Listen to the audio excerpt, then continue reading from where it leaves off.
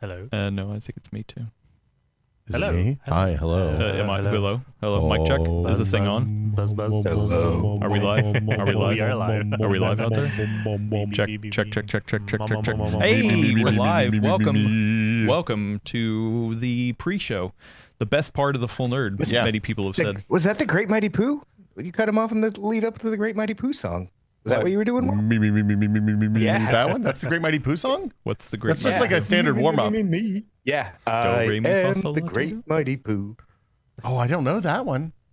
Oh, it's from Conker's Bad Fur Day back in the day. It's you should look up the clip if you haven't seen it. I wasn't a Conquer guy. Yeah. I was on the personal computer by then. And that was a naughty game. Don't play Yeah. naughty games, people. I go to Nintendo for family games, Brad. Yeah. None of this squirrel nuts jokes. I don't know, man. Yeah. Also, welcome. We're here. We're here with the live show, or the pre-show of the live show of the Full Nerd podcast. We will talk about PC stuff, including I have a box with Panther Lake right here. Those aren't. No. We will talk about what's in these boxes. Those aren't CPUs. Yeah, they are. They are. I Also, don't even know what's in the boxes. I have a Panther Lake laptop here. That's see? a laptop with a Panther Lake sticker on it. Nope, It has a sticker that says Panther Lake. We'll talk about it. Okay. Also, Willis is over here controlling updated, fresh, new verticals and horizontals. Yeah. Yeah, we got new, not new hamsters. We got new hamster wheels. So the wheels are spinning right now. So Those hamsters might fall off the wheels. Is Willis the hamster? Just I wouldn't call him that. hey. Also, my 'cause you're the only have thing you that's turned the on my same. headphones? Yeah. They're real loud. in here. Yeah. And yes, panthers are real life. There are real panthers in real life. Panthers. Yeah, so we built a new stream machine. Also, Brad is coming to us from a brand new TV. Ooh. It's bigger. It's actually bigger than the other one. So he's going to And I look. switched out my work even bigger. laptop like a week ago, so everything's new. Wow. Yeah. Deeper in contrast too. Do you want to? I feel like he's getting cut off a little bit. If you want to pan and maybe tilt down a little bit too. Got a little headroom. You know, we're adjusting over here. We're doing it live. Yeah. We're doing it live here. And then, and somebody noticed Willis's scarf, the West Hamsters. Yeah. Oh yeah, I Do love Panthers ham. need to feed on hamsters? Well, that's not. Actually, do you guys like ham? I'm not. Really I a don't like fan. ham. I don't like ham. Nope. My girlfriend makes fun of me because I keep a pound of pocket ham around. So Just emergency like, ham. Yeah, I put it in my pocket and I wander around munching it every now and again. Is I it work like- from home for do a you- reason. Do you like honey baked or smoked or like just a regular like? I'll take it all, but it's a usually wet honey ham. ham. Okay. Yeah, I like ham steak. Give me it all. Honey's okay. I like a country ham, like one of those real salted ones. Like, but that's like that's a sometimes food, once a year maybe. Huh. Yeah. Yeah. It's not. Yeah. Not a ham fan, but I am a fan So of wait, the computer. What's so who up? pointed out the scarf again? Someone.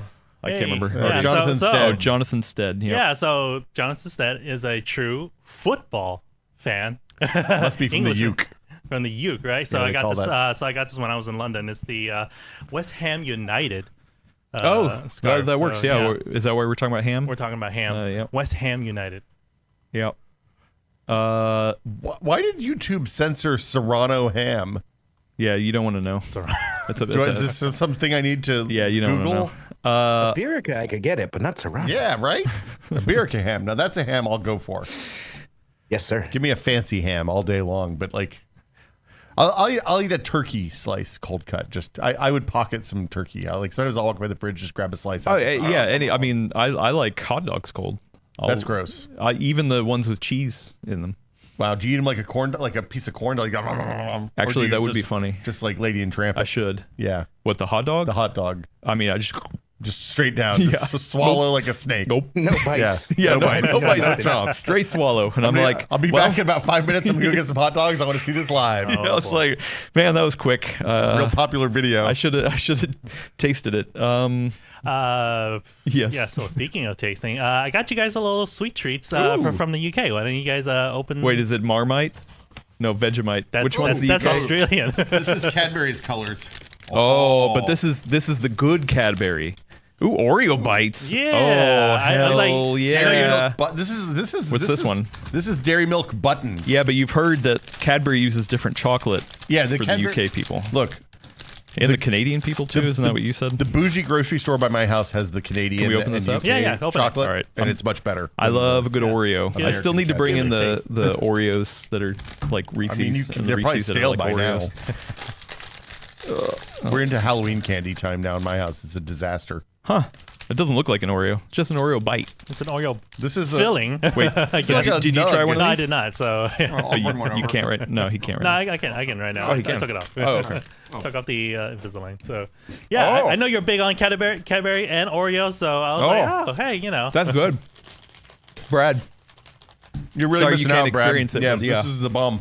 that's a All really right, I'll good. try them out. Yeah.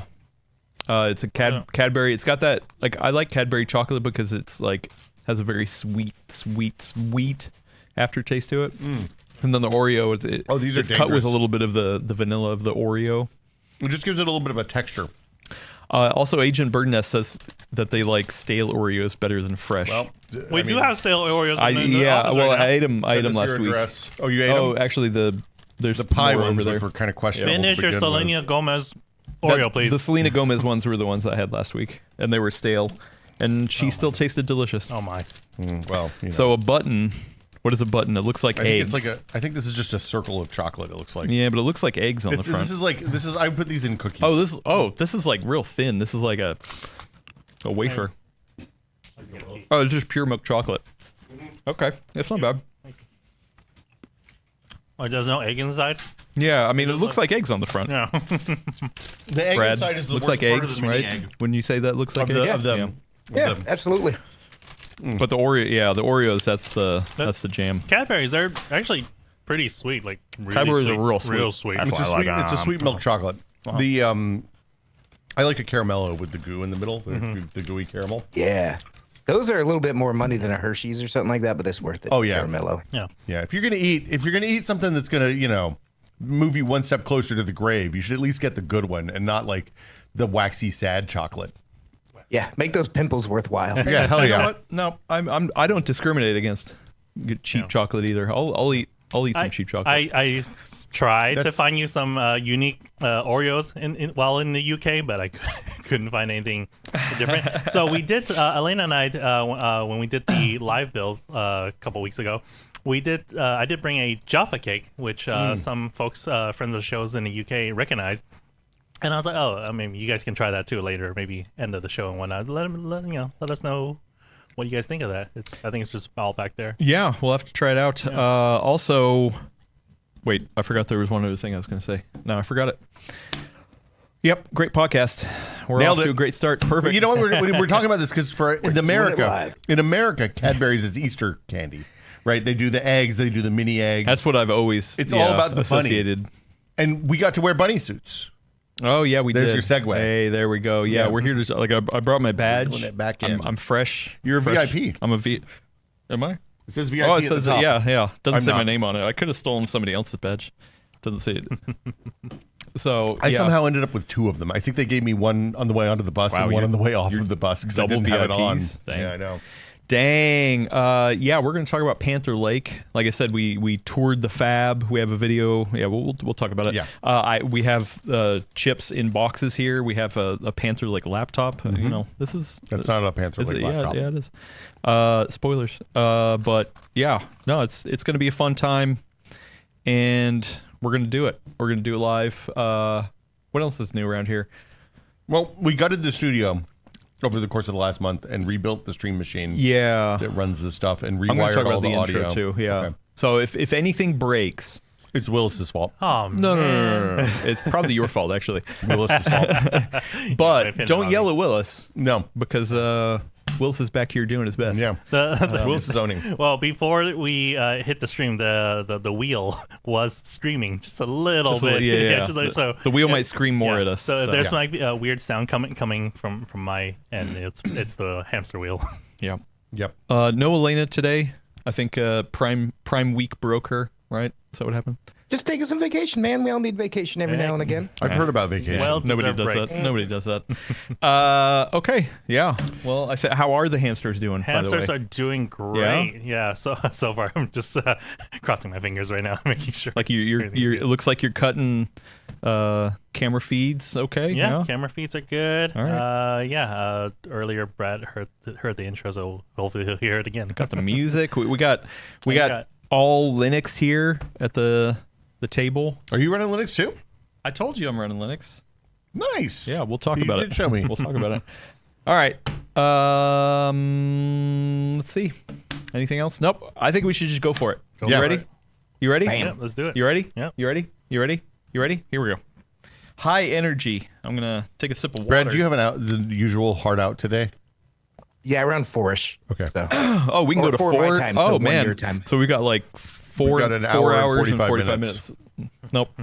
4 hours and 45 minutes. We're ready. Time's a construct, man. Yeah. Yeah, man. All right, here we go. And- You ready? Yeah, why not? All right, cool. Let's do go. it. Let's go, gamers. Go for it. What are we talking about? Let me unmute. Oh, yeah, that's what we're talking I'm going to unmute my computer just Yeah, so it messes perfect. up for you. Perfect. So you can blow it. In this episode of The Full Nerd, we talk all about Panther Lake, or what we know so far right now, and new information on next-gen consoles. Dun, dun, dun.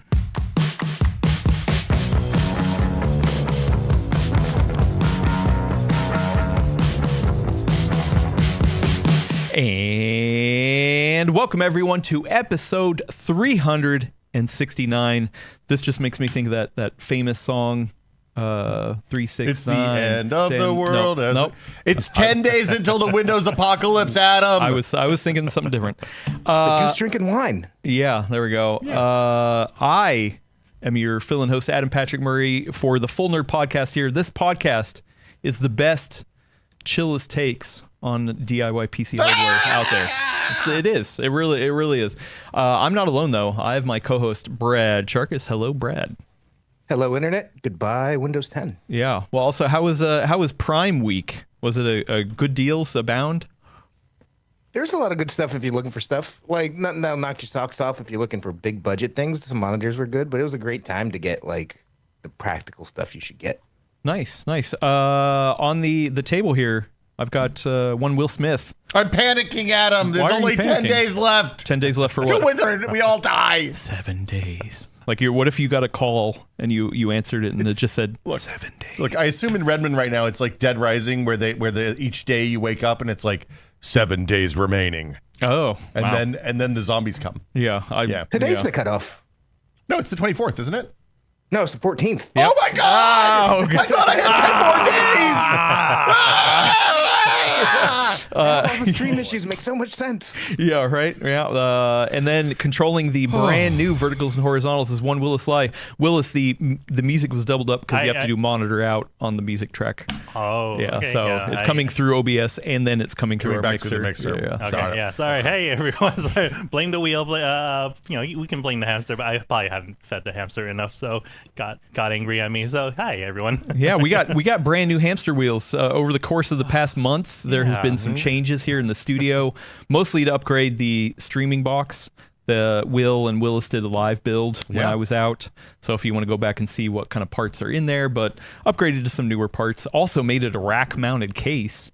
Last we time got it a was nice in a rack over fractal there torrent now. just sitting on the ground. Now it's in a rack. It's crazy. Yeah, there's power in there. The NASs are in there. There's a network switch. It's wild. There's shelves. Wild. know. But this is a whole brand new installation of Windows 11 because we've been streaming on Windows 10 this whole time. So yeah, that's updated. We got a new TV here. Brad's coming to you at a new TV. That's why the colors are a little off. It's not Brad. It's the TV. We need to adjust that. This was actually my old TV I used to have. I brought it in here, donated it to the cause. And Wow. yeah, what else is The going on post-it around note here? survived, I noticed. No, I made a new one. What? This is a brand new post-it note. What? Don't worry, it has the same It's all new this week, proclamation. Will. on it. Did you change the... It looks like you changed the bet. Nope, that was always the bet. Okay. That was always Micro go Center check it. exclusive Windows Ryzen 9600X 3D. You got it there. Adam says yes. Brad and Elena say no. Yep. I'm not pictured. Yep. Perfect. I don't think you put in a thing. thought I it think was a you said cookie bet. I abstain. Yeah, I from did. this. You know what you didn't abstain from? No. Is checking out Panther Lake. I did. I've been to the Panther Lake. Yeah, we went to the lake full of panthers. It is located in Arizona. I'm just kidding. No, there was no lake. There is a lake. Well, but it's a metaphorical lake. Yeah, full of panthers. Also, it is a real lake, but like it's a code name is why we talk about it. Yeah, so the wraps came out or off of the box, however you want to use that analogy, of our visit to go look at Panther Lake stuff.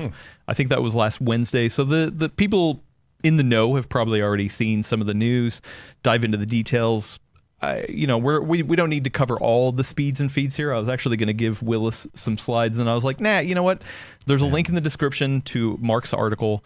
I think I titled it, I said, Panther Lake Deep Dive. Mark did an awesome job. Mark Hochman, writer over at PCWorld.com, did an awesome job of laying out all the speeds and feeds and chips and things like that. I didn't really have a whole lot of speeds, actually. Yeah, unfortunately not. It was mostly just like technical details about how it works. I mean, they had a lot of proclamations about how fast it was, how much more efficient it was. Yeah, extremely and very, respectively. What you can expect from performance. I have an interview with Tom Peterson on the PC World channel. People know him as Tap. Tap, yeah. I talked to Ragshri Chabusquar about Thread Director at length on the Full Nerd. That was a Full Nerd Extra Edition. Yeah. So you should be able to go listen to that. If you do watch those videos, there actually was some pretty banging threads over on Reddit's r/hardware last week over the weekend about each of those videos. So really? Want to keep going with the discussion? Go check them out. Oh, okay. That's awesome. I never go to Reddit, so I should do that. And then let's see, what else did we? Oh, we did. Me, Will, and Mark sat down and talked about our experience of actually going through and visiting the fab. A lot of people complained, "Oh man, I wish there was more footage." I mean, we do too. We couldn't take cameras in. They literally took everything out of our pockets. We couldn't take electronics. They shook us down. Will came in and they immediately flipped him upside down and like held him by his ankles and just dropped all of his electronics out of his body. So all we had was the officially approved Intel provided B-roll. We had to leave our watches, your glasses had to stay, your spy glasses. They were wise to that. Yep. You weren't allowed to wear hair product or cologne. Yeah. It was, we'll talk about weird. it. So yeah, a lot of stuff going up here. I think though, first off, I want to do, I know my take. I know Will's take here. I know Mark's take. But Brad, what did you think about all the news that came out around Panther Lake? I'm optimistic. I'm still wrapping my head around a lot of it because I did edit Mark's story, and that was a lot to edit in one night. It's a very good story. If you want the details, go read that. But I'm optimistic. It sounds to me a lot like there's a lot of good things about Lunar Lake, but that was a dead end. And this seems like a good way to kind of meld Lunar Lake with the actual architecture that they're using going forward and not really losing too much in the process if everything they say seems true. I like the way it's adding in like Auracast so you can stream Bluetooth audio to more than one headset at a time. I'm excited about the GPU stuff, obviously. Can't wait to actually watch Gamers Nexus had a cool thing talking with Tom Peterson last week. I haven't watched that yet, but I'm really excited about it. Yeah, it looks like good stuff. It's always hard for me to get too hype at these tech days because I do find the tech super exciting and like I like digging into that stuff. But it's hard to be like, okay, this means this in actual laptops in 3 months at this point because we don't have speeds or feeds or product names. Right? Yeah. But I like the bones. Well, I mean, there were plenty of slides that was like, oh, hey, here, bigger bar better over here in this one specific thing, and you know, in these well-crafted test cases, all that kind of stuff. The thing that really makes me, I'm the graphics guy, or I used to be the graphics guy. I'm just the graphics guy now. But I love graphics. I love gaming. And the idea of bringing multi-frame to the XE3 graphics, I'm really intrigued by. I'm personally kind of skeptical of multi-frame technology and just upscaling in general at 1080p. But we actually had a really good article today on PCWorld.com by Bat Smith looking at 1080p DLSS and multi-frame performance with RTX 5060. And he says you do see a visual, you see it because there's not enough pixels to extrapolate stuff from. But it gives you big juice. So if we can get that into every integrated graphics and every laptop, that could be exciting. So again, I want to know more. I want to know more. Well, I do want to point out real quick, even though we're not going to go over all the details, that they talked about 3 variations of Panther Lake, and for the first little while, I was confused on, okay, where does this sit? Like, what kind of devices is this going to go into? Which is part of the thing that I got into with the conversation with Tap. So essentially, Panther Lake, the way they were positioning it, they were comparing it against Lunar Lake and Arrow Lake H. So that's not Arrow Lake HX, the highest end in like gaming laptops. That's Arrow Lake H. So essentially, we're talking about like kind of like thin and light laptops, right? You know, something with a non-discrete GPU. So either something with 4 GPU cores or 12 GPU cores. Now it scales up to that. Interesting enough, the GPUs are still manufactured on TSMC, where the other ones are 18A. So, you know, they're talking about disaggregated architecture, all that kind of stuff. But yeah, no mention on, okay, well, what about Arrow Lake H replacement? Or I'm sorry, Arrow Lake HX replacement? The discrete graphics SKU, basically. The real, yeah, when you think of like real thick gaming laptops, you know, what's going to go there, which, I mean, hey, maybe this will be part of that as well, but they never said Arrow Lake HX in any of the slides. They didn't compare anything, and that's always one of the key indicators of like, okay, where do they see this going? Yep. Kind of thing, even though they wouldn't say it outright. And also, no talk of desktop. So no talk of Nova hey, Lake. Well, or saying Panther Lake was on the desktop at all. Which, I mean, in the past they've said it's not coming anyway. Panther Lake is going to be a mobile thing. So like they talked a little bit about how some of the technologies that are in this are going to apply to desktop. They talked about how the thread director changes, and the scheduling stuff is going to apply on future unannounced desktop processors, I think was the language used. But for the most part, this was, hey, Lunar Lake was real good. Everybody liked Lunar Lake. AI is a big deal. And then also we have a new laptop processor coming that's the successor for Lunar Lake, but not exactly the like straight line successor. It almost feels at this point like Lunar Lake was, hey, because we've talked about this with Ian a lot. Intel has had a different kind of pipeline for their chip design to foundry work for the last entire existence of that company than everybody else in the world has kind of standardized on. And as a result, they're like it's really hard for Samsung to say build a chip in Intel's foundries, even if they wanted to, right? Samsung would have to learn a whole new tooling process, a whole new way of doing things than Intel does. And it almost feels like Lunar Lake, which was almost all built on TSMC except for the Foveros layer, the packaging layer, was Intel saying, hey, we have to learn how this works because it's really important that other people are able to work on our new next gen foundries so that we can, you know, if we make a dud CPU, we don't have these multi-billion-dollar facilities sitting idle because nobody's buying our CPUs.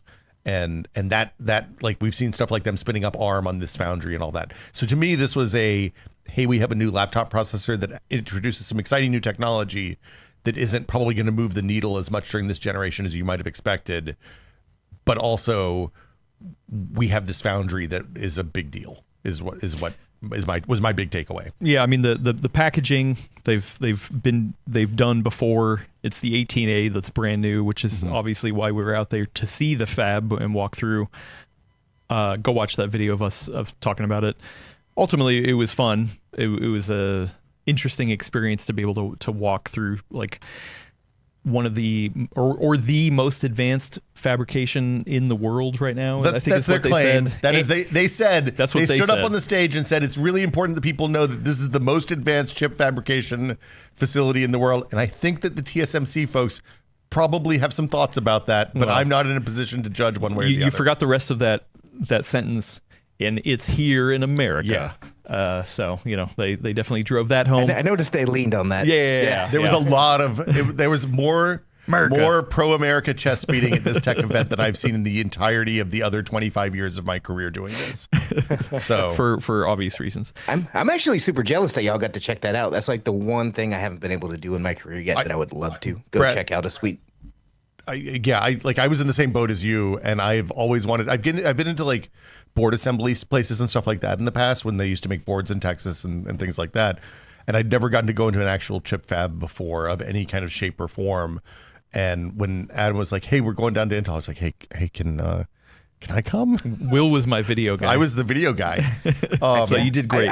Thank you. I I shot actually that used to work in clean rooms, so Oh, really? I'm super interested to see what theirs are like. Yeah.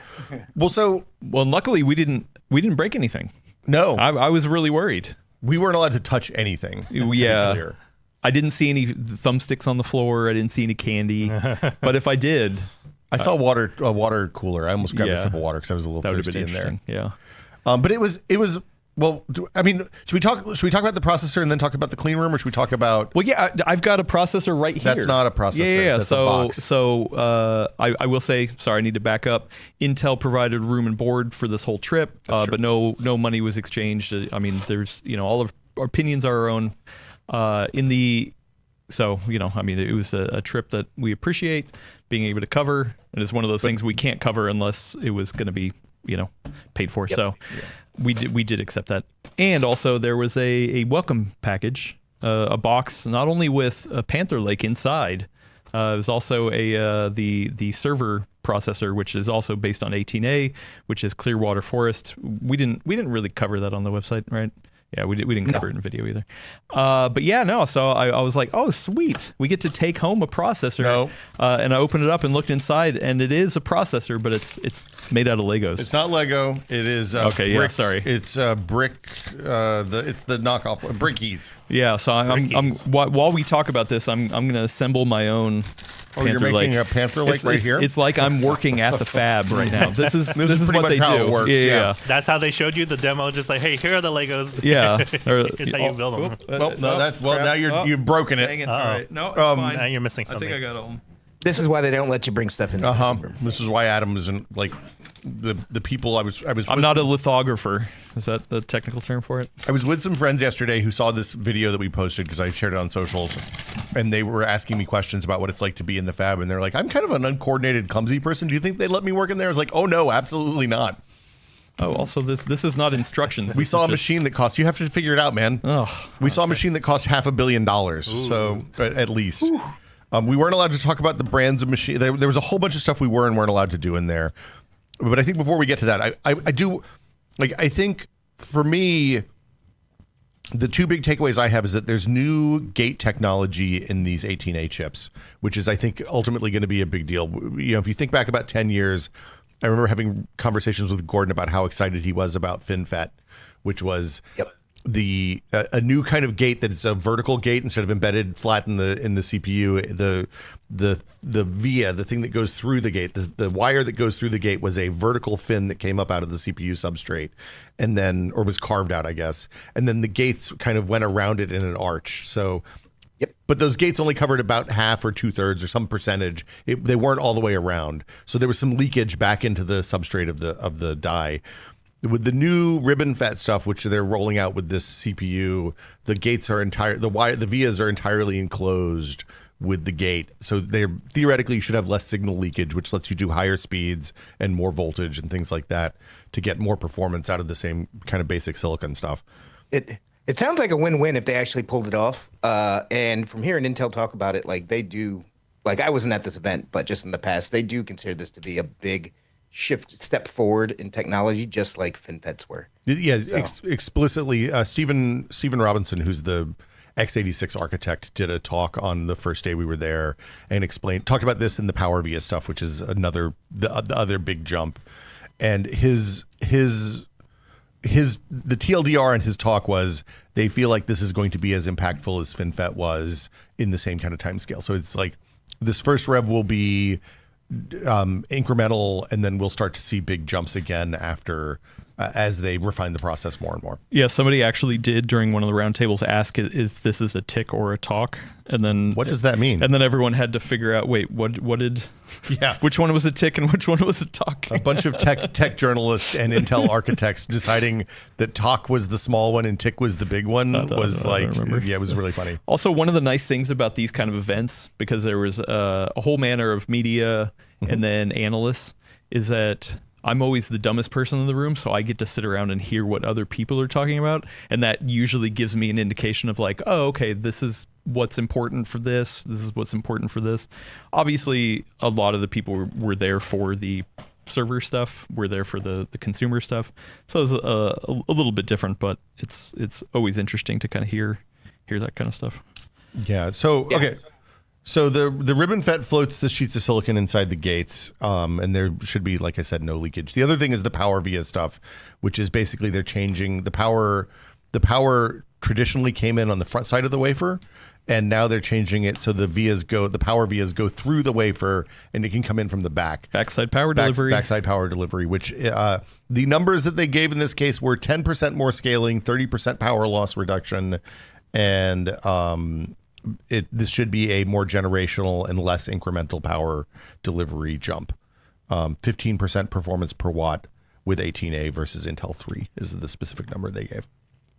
Excellent. Sounds good on paper. I listen to all this. I agree with you, Will. I think this was exciting thing to see. For me, it's like Intel setting the pieces for the future, and that's the part that gets me excited. This is all based on Foveros, which is obviously a big part of their deal with NVIDIA, which they just signed up.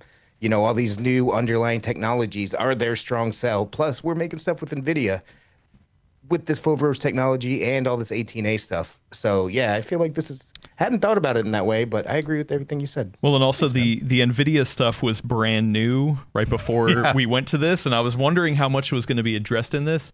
And it was addressed, but it was like...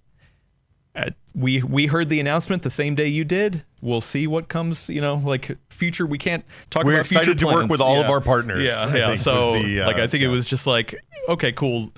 Once again, this is something that's going to be coming down the road. This has no impact on what we're doing today. I did talk to Tap about in the interview. I was like, hey, but are we? Is Intel still invested in GPUs? Are they pulling out? Or does this mean Intel's going to stop? And he was like, "Hey, listen, like we feel like we have a good product here. We have a good roadmap.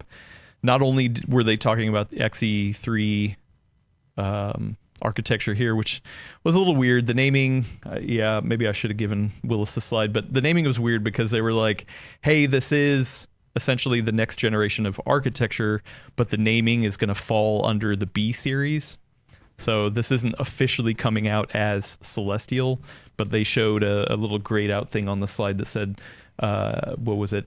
Oh crap! From I what remember. Tap said in the talk, it sounded like somebody put the naming in something that was public facing that maybe shouldn't have been, and then they were like, "Well, we're stuck with this now." Yeah. It doesn't make any sense. No, it's like. But I did ask him to clarify in our interview. I was like, "Hey, you were here on the Full Nerd last year," and he said that the team working on the architecture of Celestial was done and they've moved on to other stuff. Now it's all about this stuff. And I asked him, "Is this what you were talking about?" And he said, "Yes, this is the fruits of that stuff." So this is essentially, by all accounts, Celestial work that's done, that's rolling out on the laptop parts first, or low performance, low wattage stuff first, and who knows, discrete. They showed something on the roadmap, so it could be discrete, it could be something else. Who knows? I mean, this only really matters to nerds like us, but after reading all that and listening to your interview and stuff, I was kind of thinking of it like just XE is the name of the cores, whatever they may be. Battle Mage, Druid, Celestial, that's just marketing names for the DP. Pretty much. It's like code names, yeah. Yeah.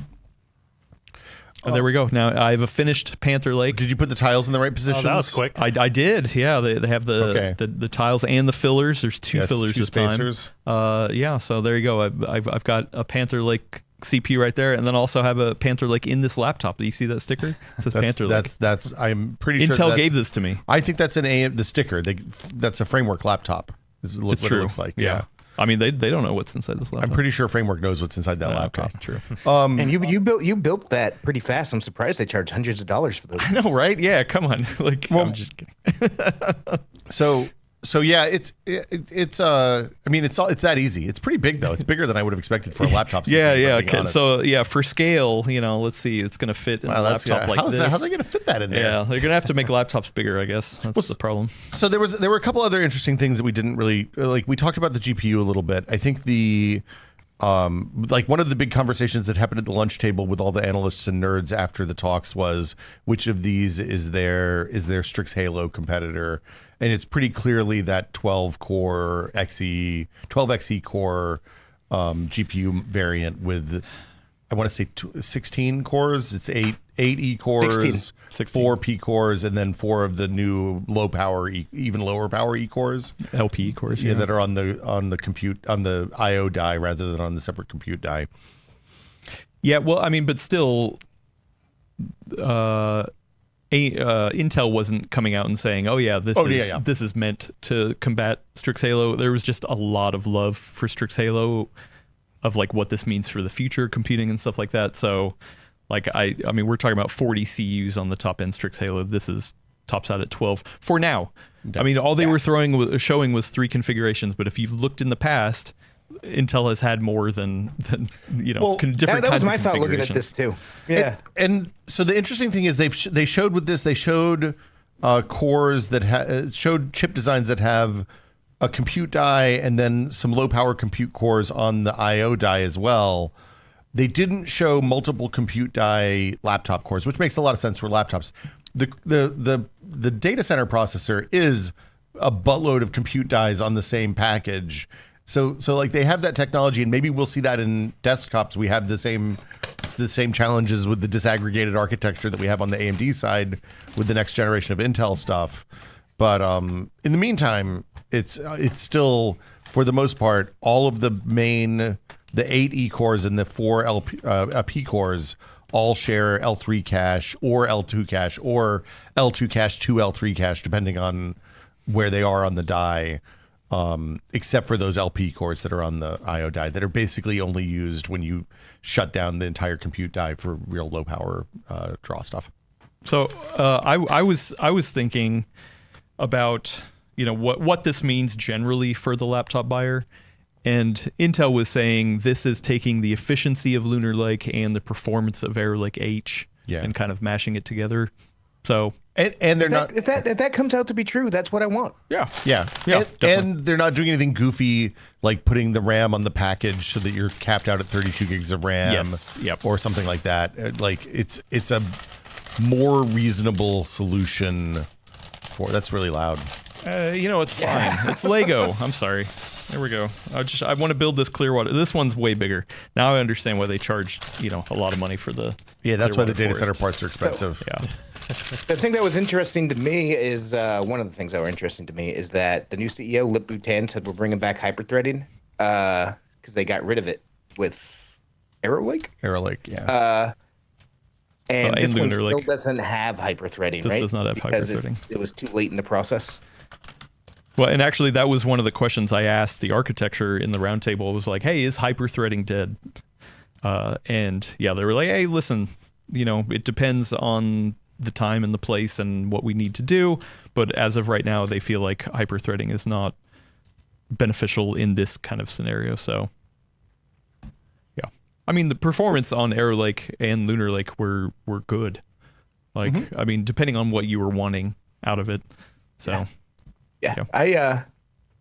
I'm thinking back to I love this Foveros technology and all the packaging and stuff they can do now, because all the talk we were just talking about scaling up the GPU reminded me of that time Adam and I talked to Tom Peterson at CES for the Meteor Lake launch with the MSI Claw, I believe. And he was like, yeah, picture it, man. Like, we just connect all this stuff together now. Like, we have this many graphics cards in here now, but if we want to, like, picture if we throw like 40 in there. So I think they have, if they can prove it out, I think they have the capability to do it. That's the thing that we still like. Obviously, the NVIDIA deal was announced 5 days, I think, before we went to this thing. I would love to see, like, in the future, I want to see an NVIDIA graphics chip on instead of the XE chip, right? Like, why? Yeah. Like, that's the promise. Whether we actually get there or not remains to be seen.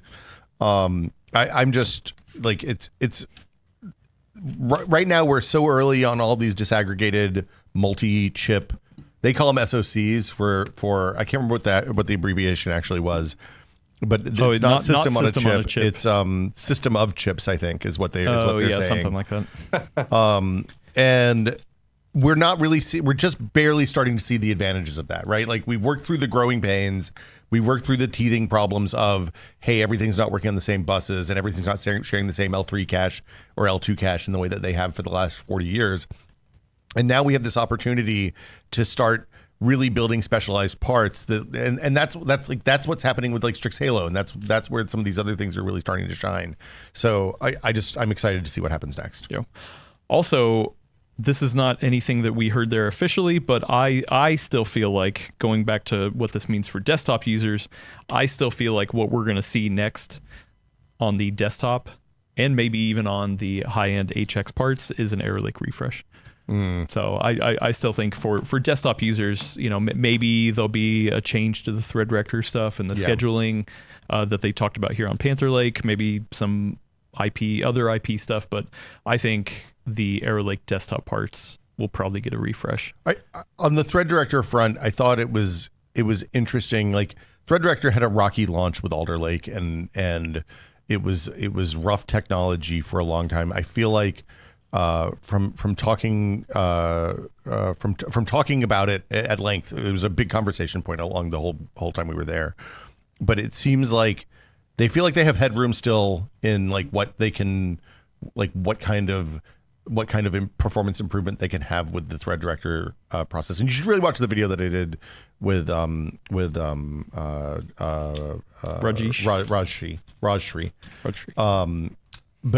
But we talked about, the how it actually works, which is not the CPU says, hey, this thread needs to go on this CPU and this core, and this thread needs to go on this core. It's more that the CPU says, hey, I'm looking at how these threads are running on these cores, and this one would do better here. And then it kind of throws a hint at Microsoft, and Microsoft or Linux say, okay, well, we'll do that, or no, we're going to ignore it because this thread's only going to run for another 200,000 cycles or something.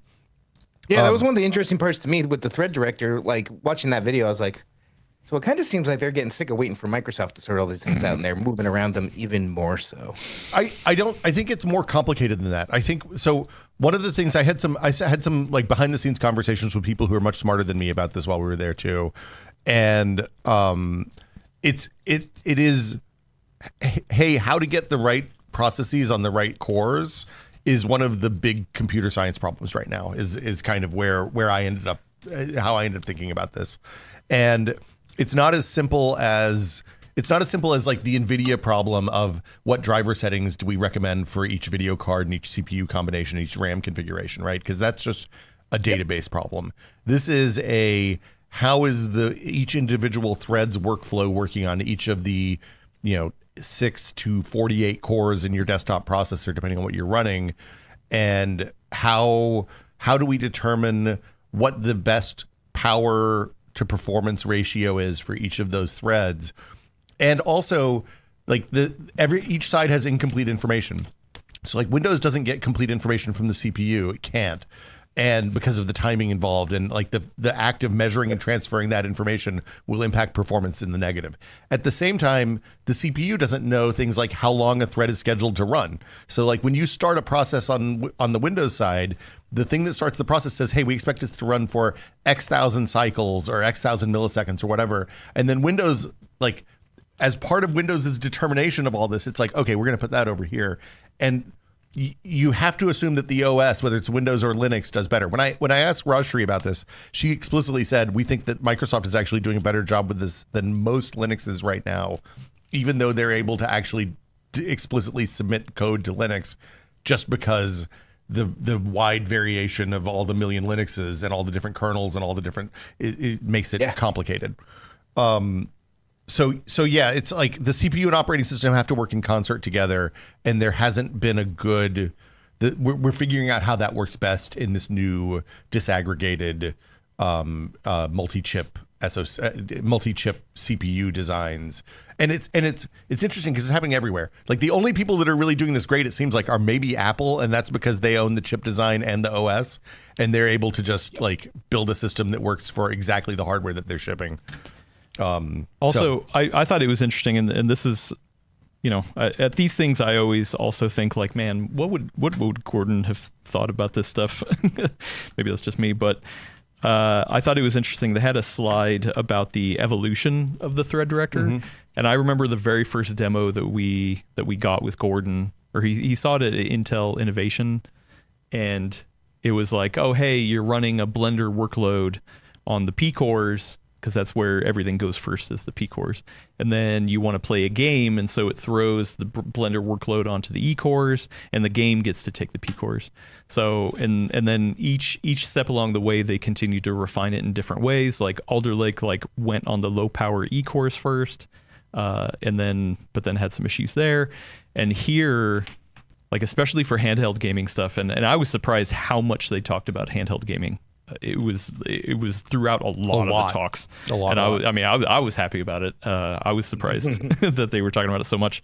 But one of the things that they definitely hammered home was like, hey, listen, we're gonna put these on the E cores first, because for gaming, especially the handheld gaming, we don't want all that power getting dumped into the CPU, especially those P cores, and the E cores are totally performant enough because they want thermal headroom for the GPU cores. Yeah. And that was the other interesting thing, is they do, like the GPU and the CPU, even in the same package, aren't the thread director isn't aware of the GPU state aside from the thermal headroom that's in the package. Like it's aware that the GPU is doing something because the chip gets hot, not because they're talking to each other across some invisible bus.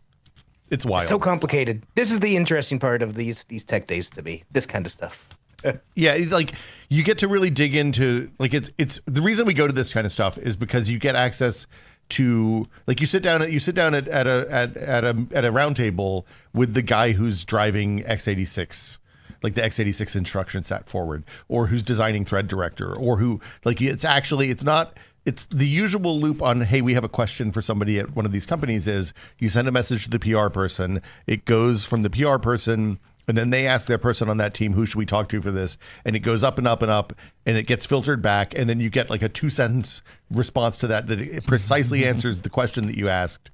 But that's it. And when you go to these things, you can sit down in the room with a bunch of people who actually understand how stuff works and ask them the stupidest possible questions, and then follow that up and follow that up and follow that up until you actually understand what's going on in these machines, which is like worth spending 4 days in Arizona for. Yeah. And we got to go in the fab, which was freaking rad. Which was fab. Yeah. I also do so. What is this? Pony Rico asks kind of a follow up of the question we just answered. Why would you put gaming on E cores when you have P cores in a handheld? So once again, for a handheld device, you're limited by the TDP range. So say 25 watts. And so instinctively, usually Windows wants to throw as much juice into the CPU as possible, but then the GPU doesn't get that wattage. And so this is one of the ways that Intel is like, hey, you know what? Let's throw the workload onto the E cores first, because the E cores are performant enough and they're going to use less wattage, and it gives the GPU access to more wattage. So it's a sliding scale, especially in a handheld and in a laptop scenario as well. Like on desktop, sure, that's a whole different use case, but for handhelds and laptops, it's different. And also on these handheld on these cores, when you're talking about gaming workloads, it's not like they're expecting CPUs that have AVX1 and all these different instruction sets. Like, console games are running on Zen 2 CPU cores basically at this point. Like, that's what everything's built for. So there's no, like, the P cores are overkill and draw too much power. Plus, a lot of stuff expects 6 or 8 cores at this point in games, weirdly enough. And if you're going across the P cores and the E cores, then you're going to end up using some E cores anyway. And they said it just ended up being more performant when they tried it, when they were doing the all E cores. Oops, all E cores. Oops, all E cores. No, I like that. Anyway, yeah. I guess we'll see. The last part of the announcement was, hey, we'll see this at CES. Yeah, but numbers at CES. Which we kind of knew already. Well, no, I think they said shipping designs as well. Yeah. Hey, this is when we're going to launch this is when we're going to make our big splash. So It seems to be like what they usually do. They announce at a tech day their laptop architecture around now. CES, hey, here's the big party. So Impulse 60 says all these band-aids stem from bad efficiency in both design and nodes.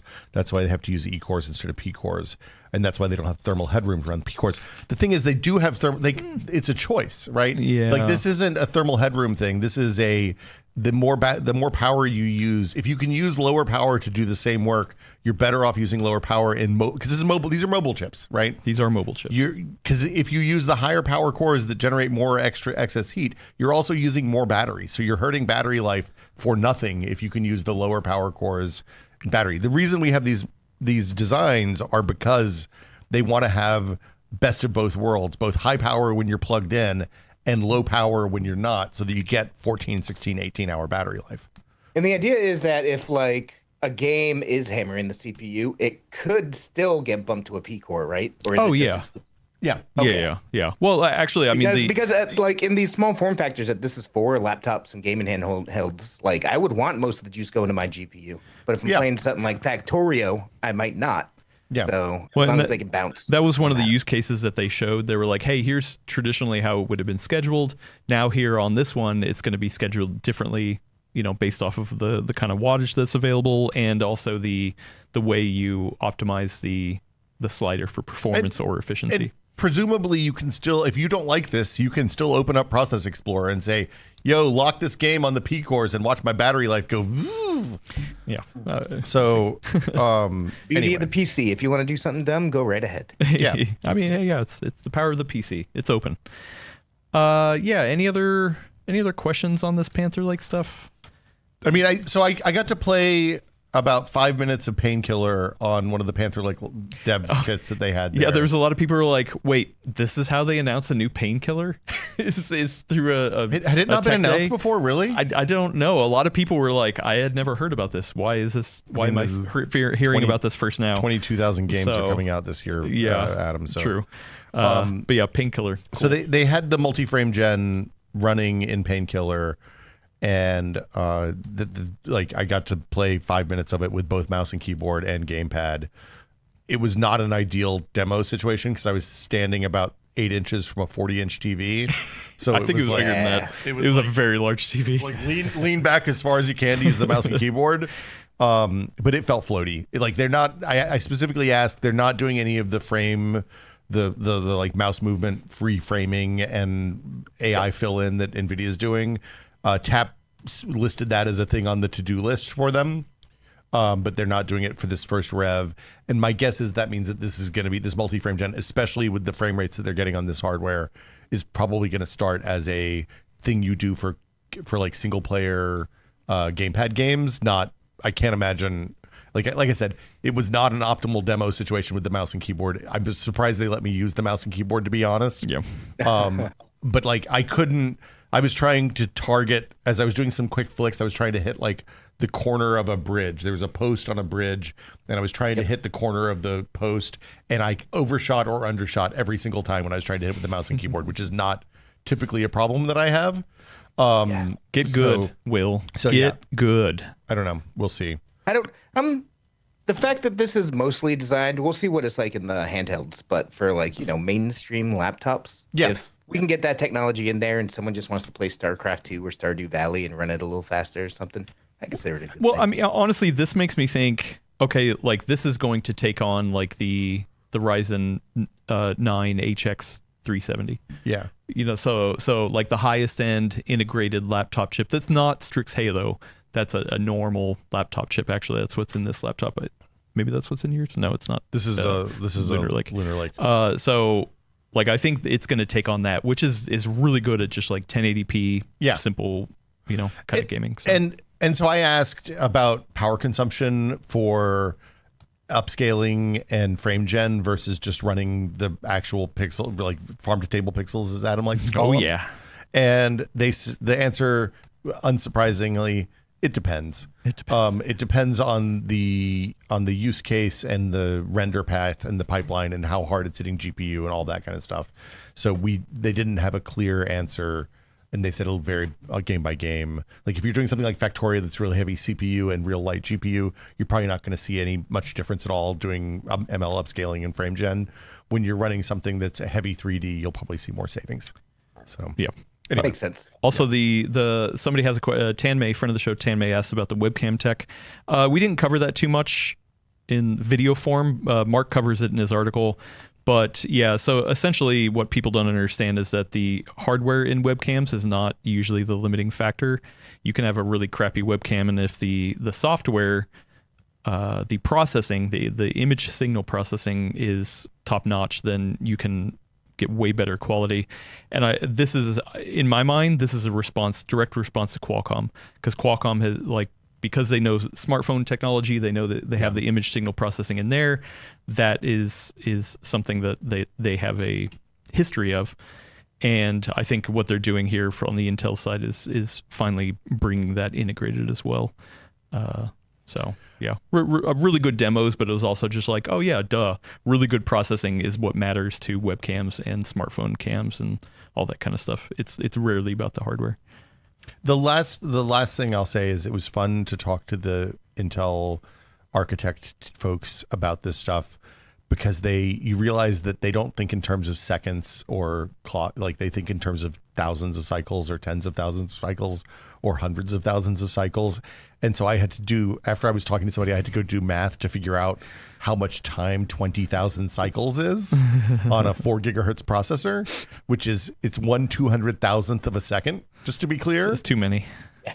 Right. So it's not microseconds, but it's like it's in the same. It's like a fifth of a or 5 microseconds, I guess, which is like, yeah, it's an infinitesimally small period of time. But to them, they're thinking about 20,000 cycles as an expensive state change, right? And like that's something that they want to get down, because every time you have to do that 20,000 cycle thing, that part of the CPU freezes for that period of time. And yeah. Anyway. Tech days, man, they're the best. Yeah. And there we go. I finally, this was way more complicated. Well, I mean, data center processor, of course it's going to be more complicated. I think I made a Clearwater Forest, so here we go. Does it look like I can see why they charge so much for those chips. I don't know. It's weird. They didn't. Yeah, that took a while. Yeah, and the instructions are not necessarily the best, but that looks right. I think I figured nailed it. It. Yeah, we'll plug it into the board. Yeah, we'll plug it into the board. Works. Oh, there we go. We got the beeping. Yeah. Now you did it. You plugged in the Clearwater Forest. It's drawing too much power. Too much power. It's fine. Just ignore it. It'll be fine. It'll just happen every once in a while. Hopefully the hamsters will survive. Anyway, more details coming soon. Like I said, CES. Plan for CES. My guess is also that we're not going to see any Arrow Lake refresh stuff for the rest of the year. I can't remember if that was a prediction I had in last year's episode or not, but I think I'll get the paper ready. Yeah, I think Intel's going to be quiet until CES on mobile and desktop. So I think so too, especially because just a couple of weeks before this, Snapdragon announced the XE2, which looks very competitive with this new chip in many ways. So I wouldn't be surprised if both companies kind of go into lockdown mode and look to surprise the other one at CES with something. They're looking for those design wins now, I think. Last interesting thing about the tour that I don't think we actually got. We did talk about in the video is that they gave us these notebooks that are specially designed. They're special paper. Yeah, special paper. They don't have fibers, right? Yeah, it's latex. Yeah, and coated paper. I was like, "Can I eat this? Is this edible paper?" And they're like, "Well, you can eat anything once, but essentially, it doesn't like emit any of the little fibers dust that you're gonna get." So it was really interesting to.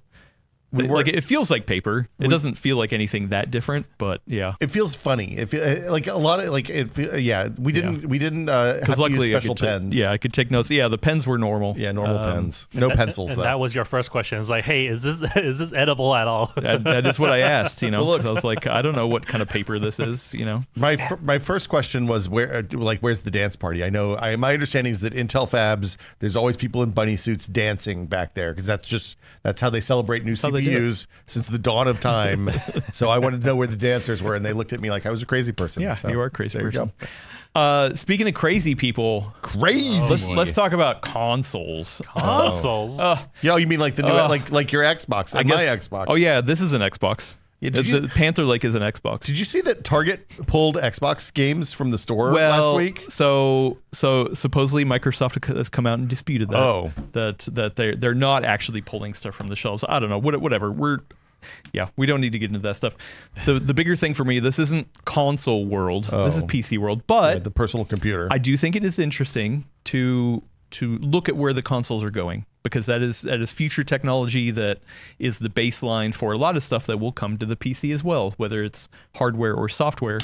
So the same day, the same day that the embargo lifted for Panther Lake, AMD also came out with a video where it was Jack Hune and Mark Cerny from Sony, Jack Hune from AMD, Mark Cerny from Sony, talking about Project Amethyst, which is their partnership to propel PC gaming hardware forward.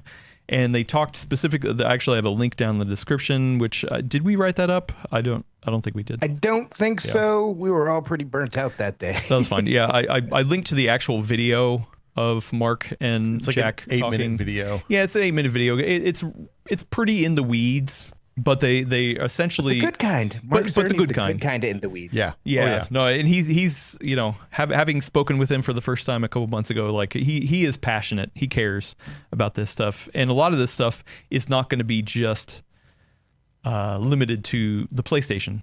Obviously, they're talking about it in the terms of PlayStation, but they've been very open to say, hey, all of this kind of stuff is an indicator for hardware going forward, whether it's an Xbox or a PC or anything else. And they said some of the stuff that they're doing has already made a difference in FSR4 that's shipping today. So. Yeah, exactly. Yeah, so the RDNA stuff, the PSSR, all this stuff. So the three main highlights that they talked about were a little bit over my head, but you watched the video. There was Radiance cores, which seems to be like an RT core. It's their Tensor equivalent. Core or RT Core equivalent. Yeah. Neural arrays, which I actually don't remember. That's accelerating machine learning stuff. Oh yeah, AI, like low power and less low thermal AI acceleration, not using the normal RT cores. And then universal compression, which is to help mitigate memory bandwidth. This is, I think, the exciting thing for consoles and handhelds, especially that are using standard memory buses and not like special graphics memory. Like on a GPU, it doesn't matter because you're using the fastest memory that we can manufacture right now in bulk and getting high speeds with that.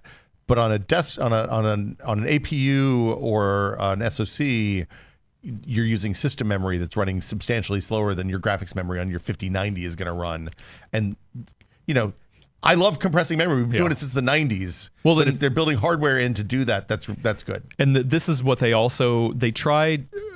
That's one of the reasons why they did the embedded memory on Strix Halo, because they said, hey, it needs to be as close as possible to the package to get the best latency and all that kind of stuff, which is a downside because then once again you're having to put the memory on the package and it is what it is. You have to buy the amount of memory you want, but also it helps mitigate some of that stuff. This sounds like the software version of but the next step. Okay, so if you put the memory as close as you can to the package or on the package, then have a different kind of compression algorithm that helps that bandwidth. All these things will theoretically benefit once again more not low power devices, because Strix Halo can use up to like 120 stuff watts with unified memory stuff. buses is the thing. There we go. So and that means consoles, that means Strix Halo kind of stuff, that means handhelds.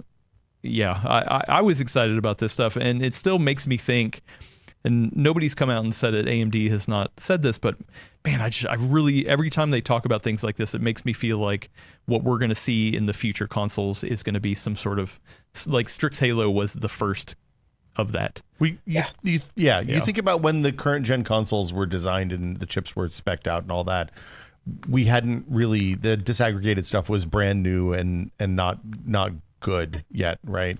And now we're in a situation where we've been doing this for almost a decade or more, in I guess AMD's case, and we're gonna, like, they know to do things like, hey, for games we can do low power cores and we can pair them with way more GPU and like all of this stuff is leading toward a next gen console. Should we be so lucky as to get those at some point that don't cost like $4,000? that'll be more performant than we've seen in a long time, and also have the real juice to do stuff like ray tracing and upscaling and AI. The AI stuff that ray tracing requires right now. So yeah. I'll definitely say Sony and AMD are both trying to come out very. Oh, I think Brad's. Did we lose Brad? Maybe we lost Brad.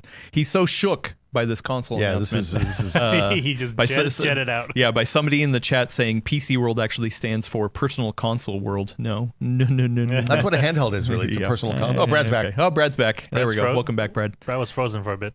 Oh, Kinda. I was shaking. You couldn't see me, but I was shaking. Okay. Yeah. What's shaking bacon?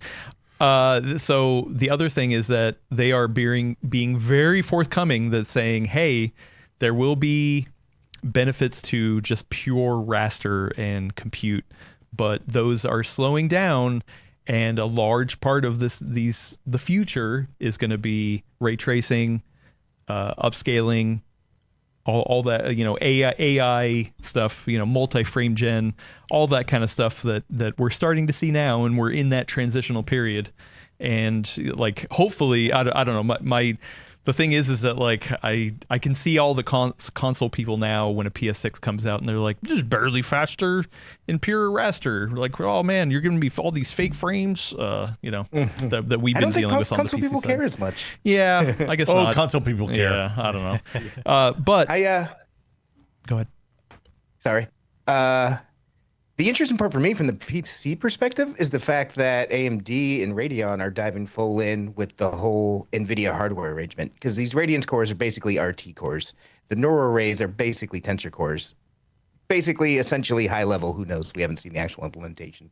So AMD's been adding in bits of ray tracing hardware and like compute hardware over the last couple of generations of Radeon cards, but they've been like half-hearted steps. A lot of the work actually still gets done by the shaders.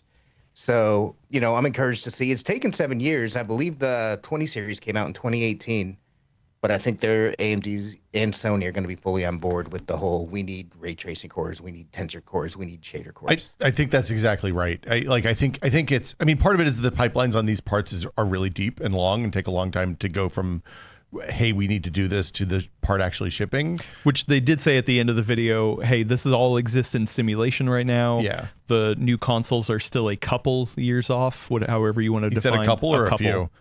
Was it a few or a couple? You asked me about a few yesterday. It might have been a few. I can't remember. A few means 3 or more. A couple means 2. Oh, it's very clear. Okay. Now I need to find the actual quote, because of course we're gonna break down the nomenclature for all that. I would be surprised to see anything with any of this before 2027. There was a report I saw earlier this week that mentioned 2027 and like prices in the $1,200 range. I don't remember who the report was from, so I hesitate to even say anything about it. But yeah. Microsoft also is a part of this, and I did link to this in the description. Windows Central had a story about Microsoft reassuring gamers that Xbox hardware plans remain strong amid the latest rumors. This is also where the whole Target pulling stuff from the shelves is already. Yeah. But here's a direct quote from Microsoft. Quote, "We are actively investigating," let me back up. Direct quote, "We are actively investing in our future first-party consoles and devices designed, engineered, and built by Xbox. For more details, the community can revisit our agreement announcement with AMD," end quote. So, like, I still think they're going forward with some sort of physical hardware. I think they have to if they want to keep making, if they want to maintain status as a platform. Yeah. This year's been rough though, but yes. I think the thing Brad said is exactly it. I think it's like, if you think about the timing, 2018, it was unclear. There were a couple of good tech demos that rolled out with the 2080, and then not a lot for a really long time, because it takes 2+ to 5 years to make games that were doing the kind of big investment in graphics technology like Cyberpunk and stuff like that. We saw a couple of early titles like Control and things like that that NVIDIA had worked directly with, studios that they especially like to work with, had games that utilized the new ray tracing stuff in extremely limited ways early on. But it wasn't clear that there was going to be a sea tide. And this year is really the first year that we've seen multiple big ray tracing games with Indiana Jones and Doom and all the other stuff. In fact, actually, I was doing some microstutter stuff with Battlefield last weekend. And when I was digging in settings, I was kind of surprised that there wasn't any ray tracing stuff in Battlefield, which is like the first big AAA game I've seen that doesn't have some sort of setting in there this year, I think. Actually, to be completely honest, and I was like, oh man, do I even want to bring this up? When I saw that, because I went to go play the campaign, we got early preview codes from NVIDIA. I went to go play the campaign because the multiplayer stuff was like within certain sessions. Yeah. You did a good video. We have it over on PCWorld talking about the microstutter stuff. I loaded up the campaign and was like, oh yeah, all the bells and whistles. And I was like, man, this is really performant. And went in and was like, oh yeah, man, I was actually kind of bummed that there was no ray tracing. Well, so especially for lighting. Like for me, reflections, whatever, certain things, but like especially global illumination is the biggest thing for me because I notice when like light bleeds through and all that kind of stuff, and I'm just like, they said it was a conscious decision this time around. They had a lot of complaints about Battle 2042's performance. I get it. Yeah, like, we're just focused on pure performance and want to kick ass. Well, and so the thing I'll say is they did a really good job of that. If you look at the graphs, you can see their frame to frame variance on the time it takes to render each frame is so freaking low. Like the graphs kind of move up and down as you're playing, but it feels buttery smooth pretty much the entire time, even at like crazy high settings on really high hardware. Yeah. So. But I mean, there's something that you talked about with Ed last week that I think needs to be rediscussed, which Digital Foundry did a real good deep dive talking about the AMD video. They even actually reached out to Mark Cerny with some questions. Really good video. It was a special edition of their DF Direct weekly podcast thing, talking about the transition period of this. Like the whole moving the industry over to ray tracing and these kind of AI tool sets has been really rocky, and a lot of people obviously have not been happy about it. Well, and it was fits and starts, right? Like somebody in the chat a second ago, friend of the show, Lion Otis, said people forget how garbage DLSS 1 was. Which I don't think correct. I don't think people forget that DLSS 1 was real garbage. It was rough. It worked. It had to be trained for each particular game. It was early. The ray tracing stuff, the denoising algorithms that they had on the first wave of ray tracing stuff were real muddy and kind of murky and nasty. And bad.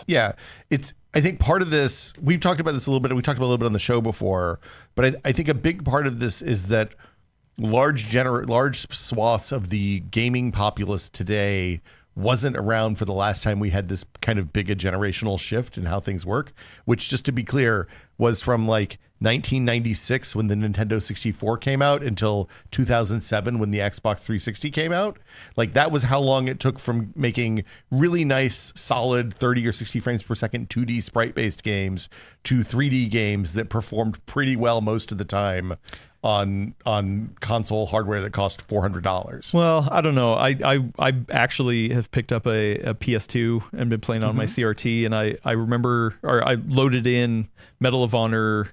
What was that first World War II one that showed D-Day? Was that Frontline? I think it was Medal of Honor Frontline. And I remember at the time being like, oh wow, this looks exactly like Band of Brothers and Saving Private Ryan. I went back and looked and I was like, wow, this thing performs real bad. It's like 14 frames a second and the characters are 400 polys each. But and I felt that at the time. I was like, but at the same time, I was like, oh, this looks crazy. I think blew my mind. Yeah, it really blew my mind. I think the other problem is that there is a very, anyone can tell a jump from a 2D to a 3D game. That's the big difference. That is a huge jump. Not everybody can see the difference between ray tracing and not ray tracing. And the differences in the 2D to 3D jump were apparent and exciting. Like going from playing Super Mario World to Mario 64, even though the performance on Mario 64 in large portions of that game is hot garbo. And it was a hard, a crap game too. Yeah. Okay, it was now a horrible game. Step back. But the thing that's happening now is the places that the ray tracing changes are happening are enhancing the other side of the pipeline too. So like the developer pipelines and the ability to iterate really quickly in their game and not have to do things like bake lights for 14 hours twice a day, things like that are changing how we make games in a way that's going to be meaningful to how the games feel and play and things like that. The nightmare story that everybody always hears is I think Jason Schreier put this in his Kotaku article or his book about Destiny, but the idea that if somebody moved a rock in Destiny, it was like a 12-hour process to load the map in and then move the rock and then post-process the changes so that people could test the moving the rock 2 inches. And like that kind of stuff happens kind of a lot, and not having to do lighting calculations and being able to do reflections and all that stuff lets you build that stuff into your game in a more meaningful way than just a cosmetic change. So I think what we're going to start seeing soon, and we saw it a little bit in like Indiana Jones, is puzzles that use light and reflections and things like that, and gameplay that is impacted by these new technologies as we get to the point that we can assume everybody who's playing the game has to have this stuff. Yeah, I was in Germany in Cologne when they announced the 20 series, and I played around with the initial Battlefield. I think it was 1 demo that showed the reflections. Yeah. I'm just like, man, all I want is a Thief game with this, with these shadows and all this stuff. And I'm still 8 years later waiting for that. Yeah. I hope it happens sometime soon. Talos Principle with Richard. Come on, let's do it. Indiana Jones has like a handful of puzzles that use the lighting in specific areas, but it's pretty clearly indoor areas where they have limited light sources, so they'll run on the consoles in a performant way, because they only have like 1 dynamic light or 2 dynamic lights, and Makes like sense. like we need the next generation of consoles to hit before this stuff really goes. Yeah, so it's interesting stuff. Like I said, I put links down in the description for both the AMD video, the Windows Central article about the Xbox stuff. I mean, there has been leaks about what the actual hardware is going to be, and I mean, whatever, leaks, grain of salt, grain of sand, whatever, take whatever you want that's really small, and look at that and study it and be like, oh, okay, well, that's interesting, but we'll have to wait, of course, until we see anything final. But surprise, surprise, a lot of the leaks, weird. This kind of looks like a Strix Halo kind of scenario in terms of what it's going to be. But yeah, on the PC side of things, like the one question I had plenty of questions, but one big question that I have about this is I hope AMD manages to get to work in these new hardware features with the existing software stack, FSR and whatnot. I'm glad to hear that what they're doing is already feeding into FSR 4. Because the way AMD has been jerking around different generations, it's like, oh, you have a generation old thing, you can't do hardware ray tracing. Oh, you have, a 2-year-old one, you can't do FSR 2 or FSR 3, you have to go back. And I really hope they're taking the time to plumb this right so that just FSR 4 and Redstone going forward, it'll just run on whatever's running. Well, I mean, that's the benefit of having the tensor cores, right? Is that then you have general purpose compute that you can upgrade the software on theoretically, which makes much more sense in a console context than it does in the PC context where their business is to sell more GPUs, right? Yes. It's also why it really bums me out that Strix Halo, all the Strix Halo devices right now are based off of RDNA 3.5, which is very performant, but you can't get that new FSR juice on it. Guess what? They're going to have a new version next year. Yeah, so that is the thing, is like at the bare minimum, things need to be coming out across the board with RDNA 4 so that you get a lot of these features. Friend of the show, Tan May, also says, I wish that I want more good immersive audio. And well, one of the things that happens with the ray tracing hardware is that light and sound, you can simulate both of those on ray tracing hardware. You're both just casting rays. So having good ray tracing hardware that can do a bazillion rays every frame means that you can also dedicate a few of those frames to ray tracing sounds, which is exciting. Well, but it doesn't, give two smacks if people don't have good audio stuff to begin with to listen to. My monitor has speakers in it. I just turned that on. Yeah, that's triggering for Ed. I hit the table because I'm that triggered. Why are you by so this angry? Audio stuff. I'm you so angry. should consider not hitting the table. I should chill out. Yeah. Well, take a pill. I was really hoping that Elena would be here to give her take on this new console stuff, because I think, not to throw shade at her, but she's obviously has a diehard love for consoles that in a different way than we do. Yeah. It's not shade. It's just a fact. It's just a fact. She's a console fan. But I also, I think the console The console thing is. Oh no, here she is. Things are going to be. You summoned Elena. Oh, She's in the chat right now. Yeah. Sorry, Elena. Sorry to tell you, the next Xbox is just going to be a PC. The next PS5 is just going to be a PC. Look, they're going to take out the expensive bits of the PS5, jam it into a box, call it an Xbox, and you're going to play games from the cloud. Done. Yeah. Especially if it's just strict Halo. Imagine if the Xbox is just like a framework desktop. Yeah. Right? That sounds it's great. It's a good size. Yeah. It's a good performance. But too expensive. Price. Probably. Well, hey, the Xbox right now, all the prices are going up on the console, so I think it might be continuing to go up over time. So anyway, the thing I want to see out of the next gen consoles, I want better controllers. I want controllers with new weird stuff on them. I want like a little wheel on the side of the controller, so I can like play my racing games with a little I need wheel to find on my the play date. I can't. I lost my play date. When you do want to be able to fiction- crank stuff. Yeah, I want to. Be with a fishing game. Exactly. Yeah, you need that. Crank the wheel. Anyway, let's move over to Q&A. We got some questions that need to be answered. If you have a question and you're in the chat right now, please put it in. Flag the channel so we can see it.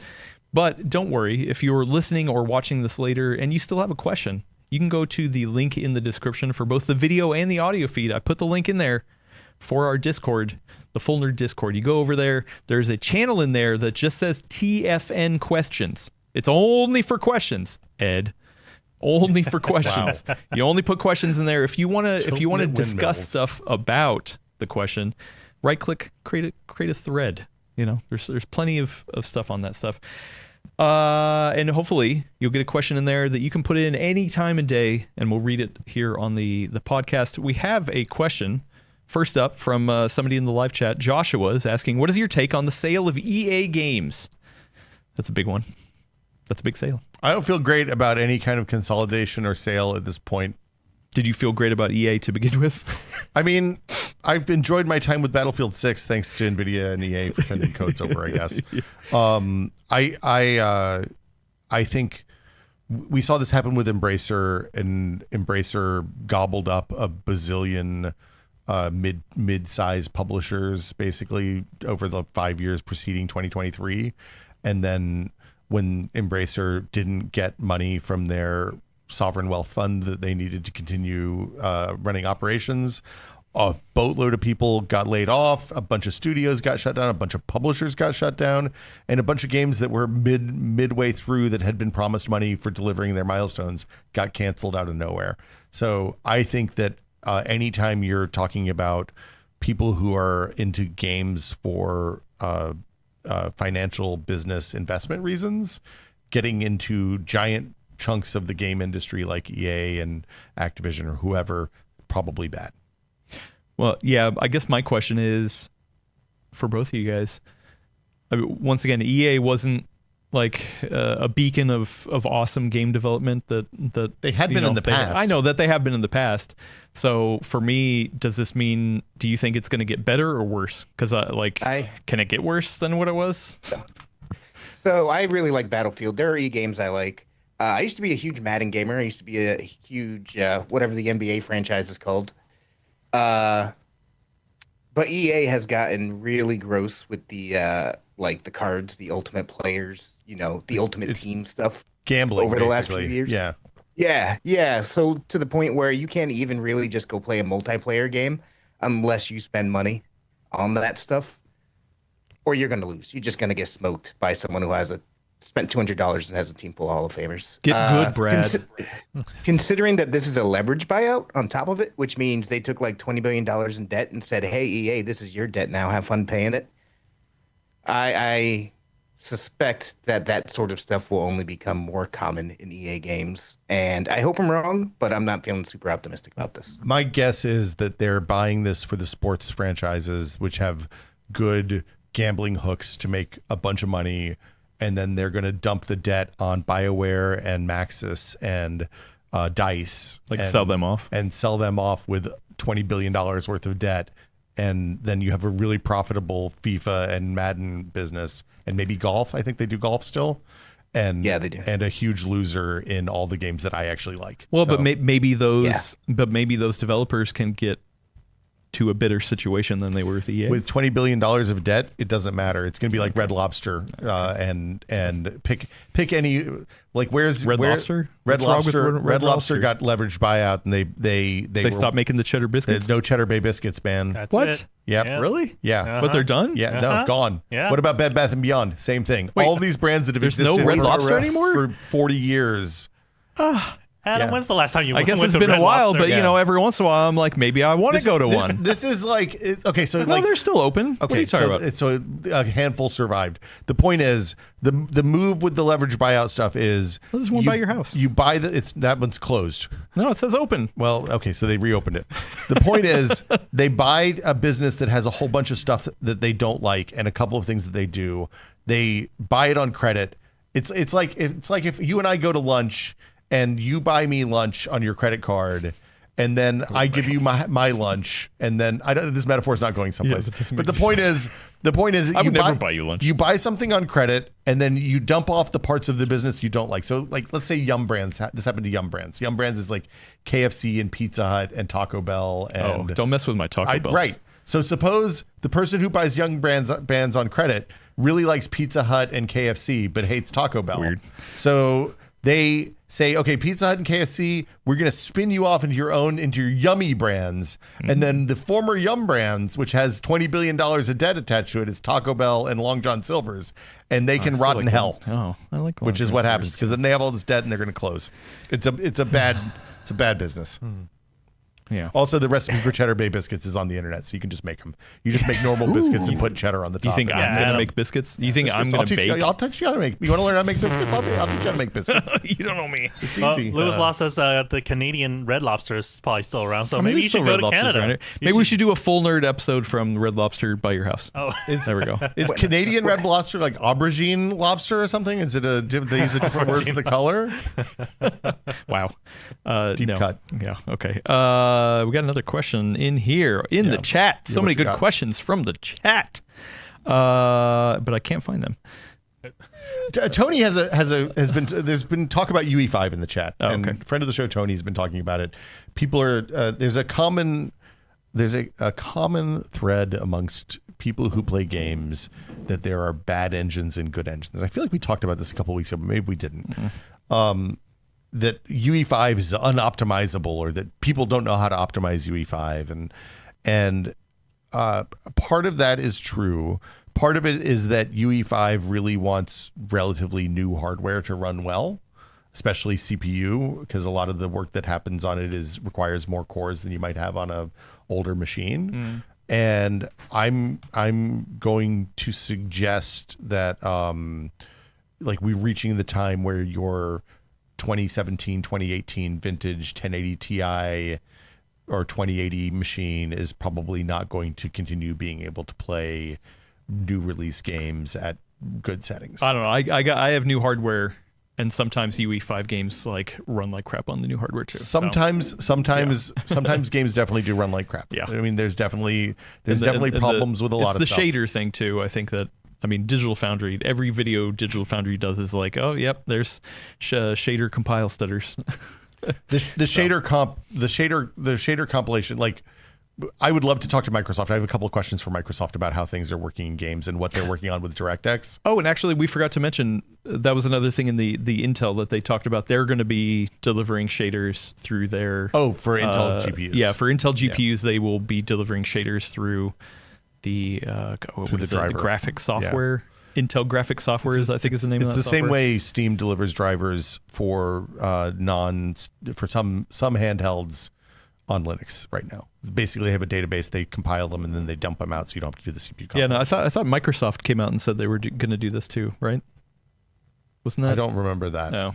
I think Microsoft should. I think Microsoft needs to build a universal interface for AI upscaling also. But anyway, you got a question queued up? I do have a question that came in from one RF Lou. Said on the Intel Tech Tour, when Intel said they are 50% faster than Lunar Lake, does it mean the 8-core chip, or is that the 16-core chip? I really wish this meant the 8-core chip, or Intel is doomed. So I don't know if you've been around long enough, but there was a funny video that Gordon had done years ago where he was breaking down one of the Apple M chips announcements. Do you remember this video? Oh, Yes. is this the one where like he just kept yelling? He would show the Apple chart, and then he'd say, "In what?" In what? Because he was just like, It was great. Every single thing Apple showed was like, "Oh, look, it's 50% better than this." In what? And so like, every time I see one of those at the Intel thing or any other press, briefing kind of thing, I'm always like, in what? So unfortunately, I have no idea. They didn't say that in the slide deck that they gave us. Usually there's some sort of appendices at the back where you can say, oh, okay, here's what in what. But they didn't even have it this time around. So every time there were two things that we asked them about that we got the same answer. We're not talking about yields right now. Yeah. We're not talking about performance right now. We're talking about performance. NVIDIA right now. NVIDIA right now. Oh, I forgot about we're not talking about NVIDIA right now. We're like, we'll talk about performance at CES. We're probably never going to talk about yields unless investor call people ask. And NVIDIA, like, who knows? Yeah. So an Impulse says that's a huge red flag to me. Yes and no, because it's not how literally these things ever work. Literally every marketing does some sort of version of that, right? Of showcasing, hey, here's where we perform better. We'll throw in some stuff where we perform worse. It's all marketing. So it's just like they're not lying. It is truthful, but once again, you need to know in what, and also does it apply to what you're going to be doing with hardware. And the systems are so complex now that benchmarks now on the pre-release hardware, like a lot of the dev kits, the hardware that they were showing in like the demo rooms were it was all reference machines designs, in metal frames that looked like our desktop bench cases almost. Yeah. Like they were clearly not running on real platforms in real cases in real thermal constraints. Well, they were simulating that stuff. No, they were simulating that stuff. Well, but they had the laptops there too. They did have some laptops. Yeah. But like, and they also had the new dev kit, which is like a little mini PC. It's like a NUC. Yeah. But the point is, it's early enough now that like I don't know that benchmarks that they release now are going to be reliable or relevant in 6 months when the real hardware actually ships. And also, if you start talking about benchmarking at this kind of stuff, then that's all the conversation ends up being about. And the goal here is for us to understand what's going on under the hood a little bit more, I think, for Intel. Yeah. And I agree 100%. And I think that's the part I was going to make. It's important to remember that this is a tech demo day. Like, this is not the same thing as a product announcement. This is not the kind of, they don't go directly. They didn't have a live stream for consumers to watch or anything like that, normal gamers. This is them explaining the architecture to analysts in the press who can then go out and report on it. And AMD got in trouble with this before the last gen launch, the Radeon launch, where they said, hey, it's going to be this much faster. And then it came out and it turned out not to be that fast. Part of it was the way they tested. We had them on here and they changed the way they benchmark and stuff. Mm-hmm. But part of it is because when they say numbers like this at tech days specifically, they're not necessarily referring to games or 3D Mark or something. They could be talking about one of 50 different micro benchmarks. They could say, hey, this is 50% faster in aggregate across the 10 different micro benchmarks we run for each specific subsystem of this graphics core. So take it with a grain of salt. Take it like more directionally. Like, we're feeling good about this. We're staying up to 50%. Wait for the actual product announcements. That's when you get the real numbers. Everything I've seen out of this, cautiously optimistic myself. But also, like, up to words and all of these things. It's up to 30% faster. And it depends in what. Yeah. There's a little bit of more chatter about engine stuff. Somebody had asked, why doesn't everybody just use what id uses? Actually, if you search on YouTube, Digital Foundry took that question in one of their podcasts, and it was like, hey, why doesn't everyone use whatever id's engine is? I don't remember the name of it off the top of my head. id Tech. Yeah. They had a good explanation that I think you should go search for. Let's get to some more questions over on the Discord, and one from, the celebrity, the star of the silver screen and multiple albums, and the Fresh Prince, Will Smith is asked a question that's so crazy. The Will Smith? Yeah, the Will Smith. Crazy. Okay. Said, hey, the full nerd, did you see why this question doesn't make sense. Did you see why Helldivers is so freaking big? Oh yeah, it's funny. So you're asking if I saw it? I didn't see why it is. The Helldivers install on PC has ballooned up to about 140 gigabytes. That's just normal. No, the Helldivers install for the exact same game on consoles is like 25 or 30 gigabytes. Do you know why this is? Why? They came out and said finally, Why, because Will? people were complaining. They were like, why do I have to have a whole SSD for this game now? And the answer may surprise you.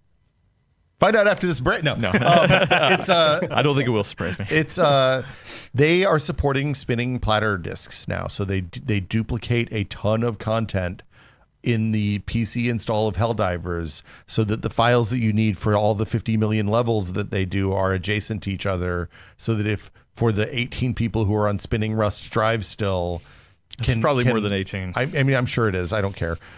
Like, give me a second download. I will buy the game again in the SSD format, because 140 gigs is stupid for that game. Yes, somebody, Ruru2 points out that that's half of Call of Duty. Yeah, I'm just used to it. It is one half COD. That's true. Like Actually, every time I download Call of Duty, I'm like, oh, here's a quarter of my terabyte drive. I think COD's install size actually went down because they But it's a funny joke. It is. Yeah, it is a good joke. It was got him. Yeah, sock it to him. Yeah. I hate it. Nobody uses spinning hard drives. Like, make that the optional download. I if would you want to make that. Yeah. Have a checkbox. Yeah. I want to know how many people are playing, because if you look at the Steam hardware survey, there's a number of spinning platter drives, right? Do they report on that? I assume so. Oh. I can't even imagine playing a game like Helldivers on a spinning platter. I think it would just everywhere. I can't imagine using a PC on a spinning platter hard drive, let alone a game. It does explain. Oh no, it doesn't say. It just says space. It does explain why occasionally when you load into a game, because we had this problem in the Anacrusis. We supported Xbox One, which had spinning hard drives, and we also supported players with spinning hard drives. And we had timeouts because the games would take so long to load on the spinning platters that the SSD people would be sitting there looking at a load screen waiting for everybody to sync up and get in the start game state, that the game would time out. And for everyone, which was a bad experience. That sucks. And so I understand why you end up in this situation as Helldivers, but also, damn, son. 140 gigs is too damn many gigs. So Alfheim in the chat says, I think they said about 15% still use it. Hard drives. I don't know where they got that number, but I mean, it was probably in their blog post. But yeah, okay. I think you got to make a difficult choice.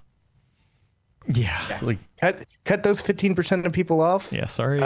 Or don't, and piss off 100% of your player base. Yeah. Lewis Sauce says just ban spinning hard drive players. There we go. I am pumped that they said they're going to stop big development updates for now to work on the PC performance in general. Yeah. Because I feel like that's been a bigger issue as time goes on. So I'm glad they're taking a deeper focus at that. That's nice. Yeah.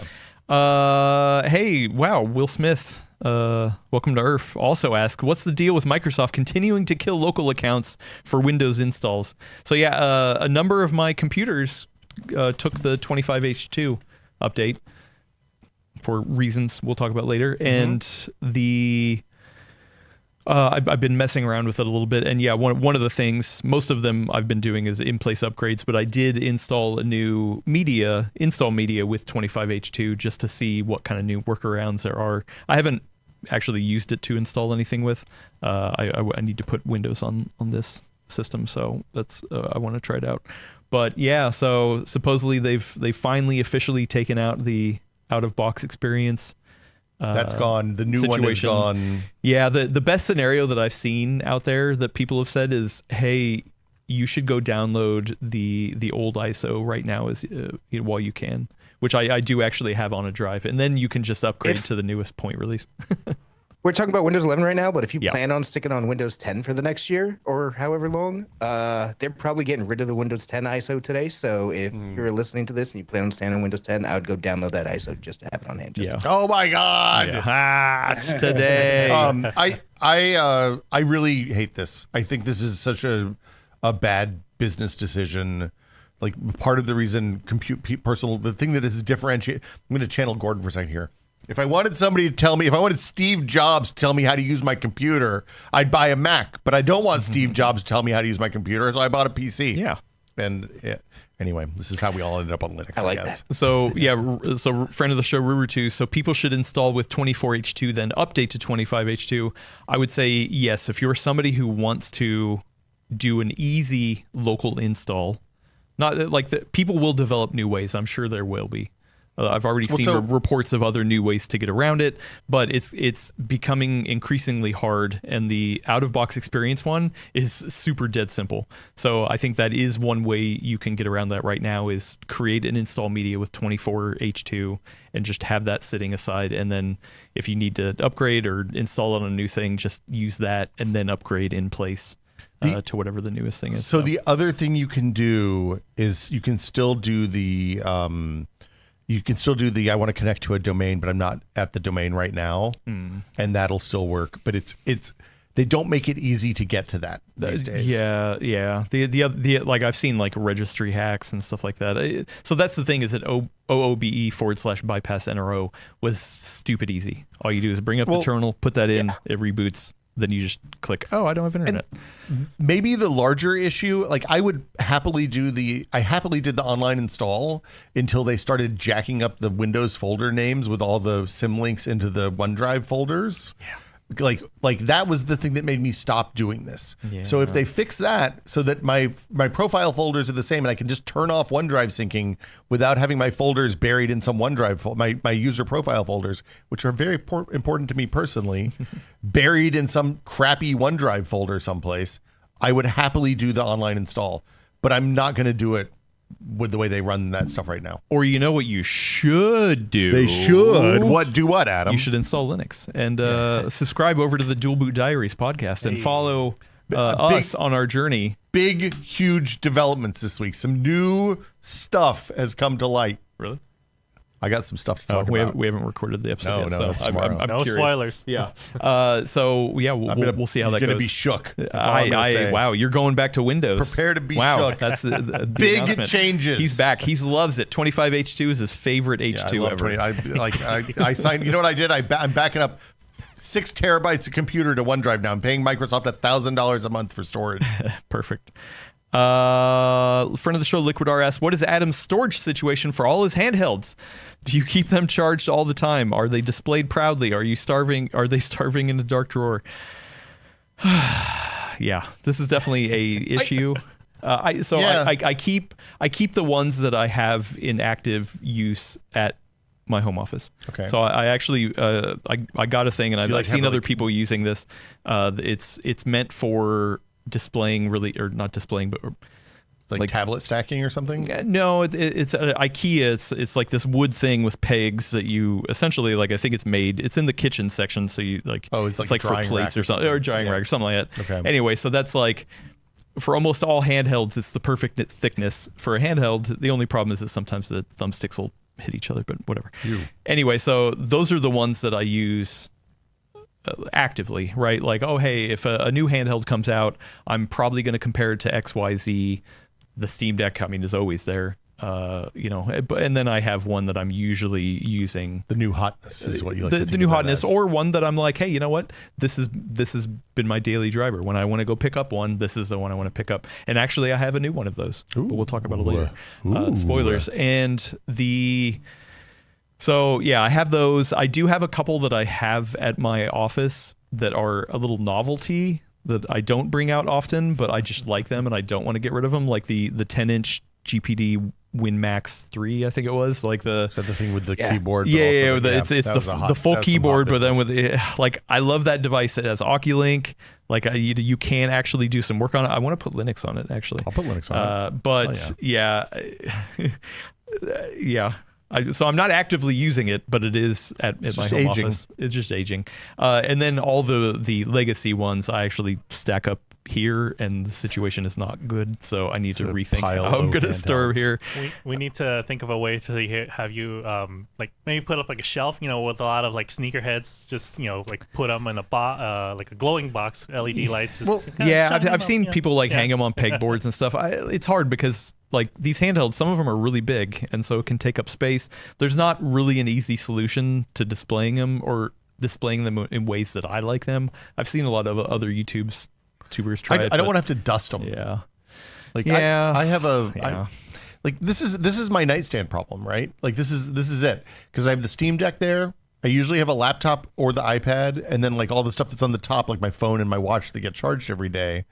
And I need like a nightstand with a drawer or something in it that I can put that stuff in, because right now it's just like leaning up against my current nightstand on the floor.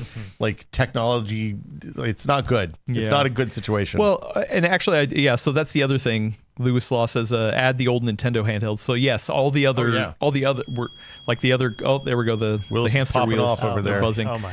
It's fine. It'll go fix in a it the second. next episode. There it went away. So I have like a PS Vita. I have a DS XL, a new 3DS XL. Like I have the framework, or not the framework, the Switch.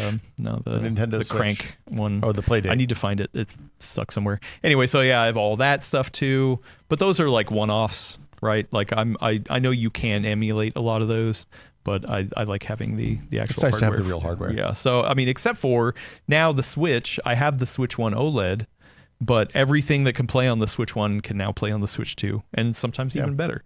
So now I'm like, except for Labo and that's fine. Yeah. Your fitness ring. Oh yeah, actually I do have. That's the one physical cartridge I have of this Ring Fit yeah, Ring because Fit Adventure. I got it right before the pandemic, and then all of a sudden it shot up in price. Super valuable, it turned out. But now it's come back down. Yeah. You never sold a handheld, have you? Like you're just No, I actually no. I have, like, when I got the Switch OLED, I think I sold my original Switch LCD to Luis. I can't remember, or maybe I just gave it to him. But now I have my Switch 1 OLED, and I'm like, I don't know what to do with that. Sell that. I guess I can sell it. I don't know. It just feels weird. keep it. Sometimes legacy. it's fun to have things on hand for comparison purposes.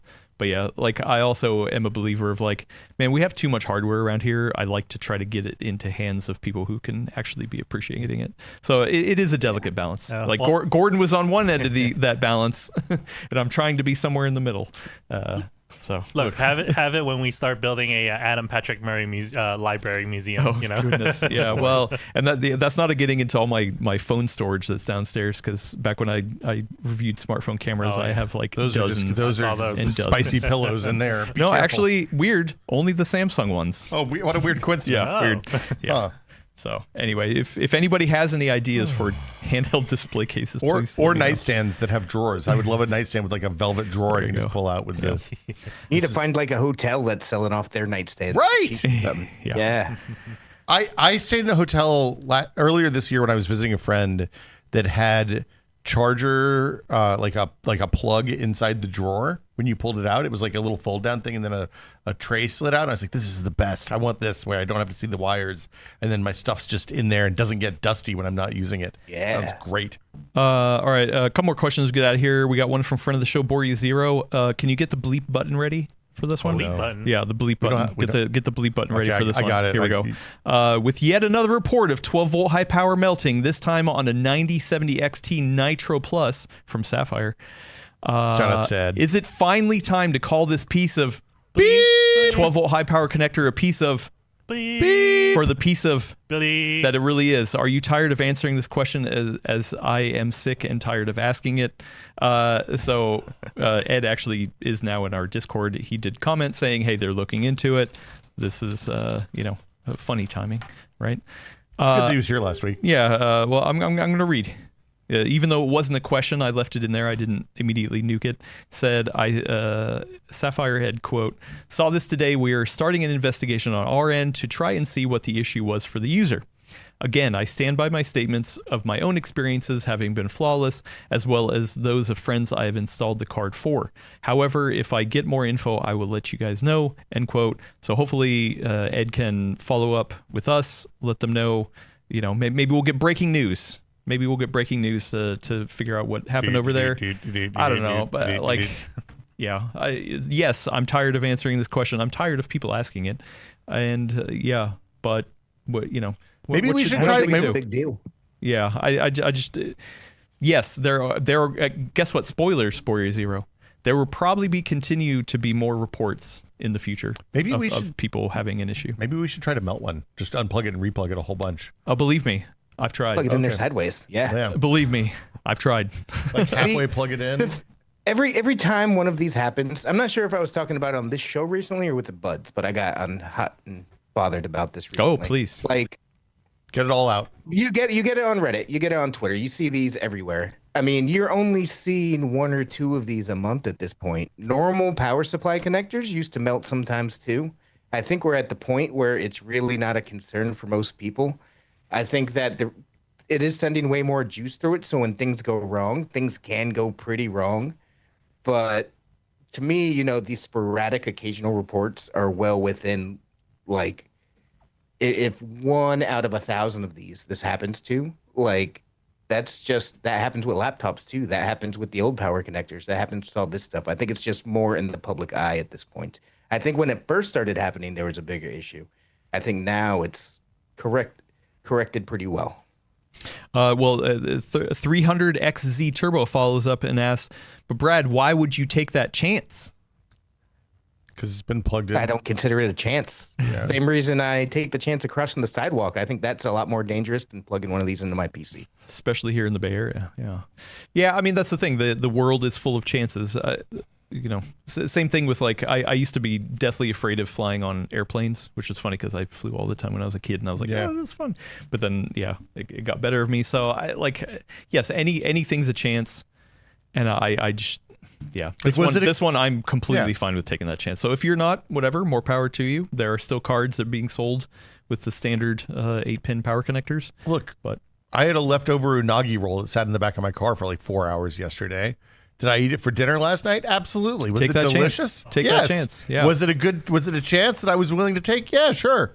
Yeah. Am I fine? Probably. It's fine. It's fine. Yeah. So whatever. We'll see. I am curious to know why these things are happening. Like, so I do like watching the information that comes out afterward. So hopefully Ed can either come on or give us a direct quote of what they find out. I would like to know. There was another one. Oh, go ahead. No. There was another one recently, popped up last week, I think, where the same person got 2 of them from MSI. And it's like, yeah, this is interesting because it happened twice to the same person. But to me, this screams like you get one and that the melting happens. You send it back, you get a replacement in, you plug it in, the same thing happens. You think that's the person? That's not an issue with the connector. There's something going on in your system or the way you're using it. Or maybe, and when this first happened, there was deeper design issues. I feel like they've largely been set up now, and it's just standard error rates. I mean, look, would it be better if would it be better if these connectors didn't have a failure rate, right? If their failure rate was 0? Absolutely. Is this like a 1968 Corvair where if somebody rear ends you at 2 miles an hour, the car's going to explode in flames and kill your entire family? No. Is it a problem? Yes. Should they work on making it better? Yes. Do we want to go back to having 3 or 4 8-pin PCIe power connectors into video cards? Absolutely not. Like no, please no. So, yeah, I hope we continue to see movement forward on this. Am I worried about it? No. Am I always incredibly careful when I plug this in and make sure it's all the way seated and tug back on it to make sure that it's locked in place? 100%. Also, I mean, yes, it is funny, and we do need to point this out. Liontis, I think is how I'm saying it right. Didn't you literally have Sapphire Ed Chrysler on last week saying there's never been a single one of their 12-volt high power cards melting? Funny timing. Yes. So now they do have one. Who knows out of how many they have sold? I guess I could get a direct quote of how many. But so like real talk here. I had a Chevrolet Bolt, right? I had a Bolt that was affected by the battery recall. It took them 2 years to get to me on the battery recall, to the point that by the time the battery recall notice came to me to come and get the battery replaced in my, I guess, 2021 Chevrolet Bolt, it was like 2 months before I handed it over because the lease was over. So I was just like, no, you can do this on your time, not mine, buddy. And for the first 6 months when we weren't sure how affected that particular year of car was I careful about where I parked it? Did I park it inside a garage when I was in like an Airbnb or something? No, I parked it on the street. Did I charge it when it was inside? No, never. After 6 months had passed and we saw that there were no more Bolt explosions aside from like the 2 that happened for older models with older battery packs that were specific battery packs, Did I start charging it? Yeah, absolutely. It wasn't a problem. I wasn't worried about it. You got to, like, I feel like a lot of times people who are in PCs are really, really terrible at risk analysis. And like, I don't know if we get high anxiety people who are like really good at telling their caveman ancestors, yo, don't eat those red berries because they're going to make you have diarrhea until you die. Yeah, but I found them on the floor. It's no, fine. don't eat the red berries, Adam. It's like fine. like there's you have to balance risk, and there has to be a little bit of math. That's true. And you have to understand if they sell 200 million or 100 million of these cards and 8 of them catch on fire, you're probably fine. Yep. Not real numbers. Anyway, yeah, not real numbers. Don't quote Will. Last serious question from friend of the show, mostly running it stockish. What do you think of Gamers Nexus's animation error methodology white paper? So yeah, Steve over at Gamers Nexus posted a video over there called "The Problem with GPU Benchmarks: Reality versus Numbers, Animation Error." They essentially, it's something that he's talked about with TAP. For a long time, of like, how do you, is there a better way to chart out how a game actually feels rather than averages or 1% lows or even microstutter kind of stuff, which he's come up with some interesting stuff. Most of it was way over my head. Did either of you guys watch the video? I haven't had a chance to watch it yet. I talked to him a little bit about it, but I haven't gotten to watch it yet. That's the video I was saying I want to watch too. Yeah. I want to give it devoted time. I don't want to just run it on my second screen or anything. That's where I was. So I mean, I'd be very curious to see how he does it. I think the bigger problem is maybe something that we talked about with Ed last week, is that this also might be so deep that it's going to cause so much confusion that it's going to make people rage even harder about things that they don't fully understand either. So, I mean, not that Steve shouldn't do it. It just I think this one is going to be real hard to get people to understand how it works. So hopefully he has a really good way of clearly and succinctly explaining it, because it wasn't in that video. the thing to me, and I've been thinking about this a lot lately, because when I started doing those microstutter videos, it really opened my eyes to some stuff about the relationship between average frame rate and how smooth a game feels, and how those two things really have very little connection to each other. There can be a direct correlation, but if it seems to me, at least for me personally, because of sample size of 1, the most important thing for me is low frame-to-frame variance. Like if one frame takes 6.8 milliseconds to render and the next one takes 7.2 milliseconds to render for a 0.4 millisecond variance, that if that's consistently the same, that game is going to feel smooth to me if it's at 60 frames a second average or 200 frames a second average. Smooth 30. Yeah, exactly. How about 30? I don't know. Smooth 30. I don't think I can go with you all the way down to 30, but maybe 40 we can talk about. But if it's smooth. But yeah, if the frame-to-frame variance is really good, it feels good. And if the frame-to-frame variance spikes wildly between frames, it feels bad. When the Battlefield video exhibits this, the Doom video exhibits this, I got to do one for a game that's running like crap. So I think I'm going to pick on Borderlands 4 rather than Elena's favorite Star Wars Outlaws. And look at what their frame-to-frame times look like. Because I think... Why not both? I mean, because Outlaws is like 2 years old at this point. But I think you're seeing... Now, high frame rate does matter for things like hit reg on games like Counter-Strike, stuff like that. Of course. But if you're just playing single-player games, frame-to-frame variance is probably more important. And I think that there's a way to test that. I haven't had a chance to talk to Steve about it yet, though, because I want to dig into his video and then have a chat with him. Also, I mean, this is something that I got from Digital Foundry, because they always talk about the microstutter stuff. So I've actually been playing Silent Hill F, and it does have some traversal stutter problems for sure. On a high end, so I have a 5080 with a 7800 X3D. Yeah. So I would consider that pretty high end. And in certain spots, when I had an uncapped frame rate, I was just like, oh, whoa, I can feel that. And unfortunately, one of the best ways to get around that is to say, oh, you know what? I hard capped that at 60. I did it the right way, so it's not, it's not VSync in the game. Like I did it through the driver and set the screen, whatever. So like essentially I was like, oh, okay, I know where the spikes are. I know I'm not using the GPU as hard as I can, but I'm getting a smoother experience. And not only that, for me, because it is small form factor, I'm using less power and it's outputting less heat, and I'm okay with that.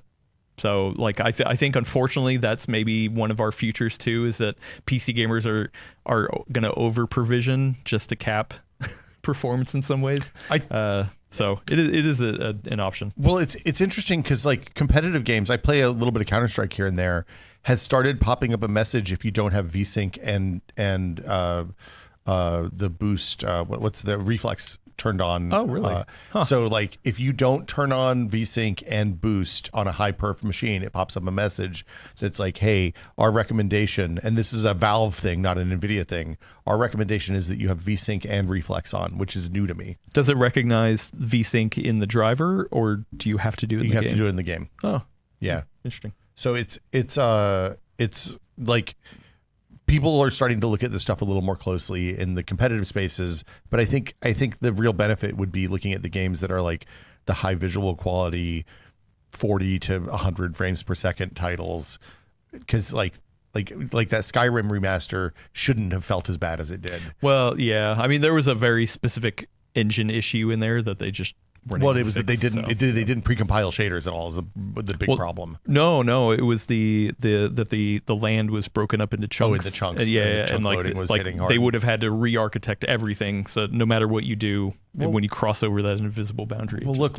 what they needed to do, at least from what I understand, what they needed to do was put each boundary in the hard drive adjacent to each other so that the game was 600 gigabytes instead of 100 gigabytes. And then those cells on the SSD would be next to each other and be run there you faster. Go. Boom. There you go. Figured it out. Hire me. Be a business analyst. Bam. Yeah, look at that. Pay Will the big bucks. Buy some more SSDs. All right, last question here. Once again, from friend of the show, Boria Zero. This is a fun one. Question for Willis. Hey. Are you forever blowing bubbles? Oh. I don't know what this is in reference So this is to. referring to, so I went to a football game, or soccer, since I'm now in home yeah, country you're here in America. Here in It's America, soccer. soccer. So it is actually their club anthem to blow bubbles. I'm going to play a quick audio clip that I recorded at that day.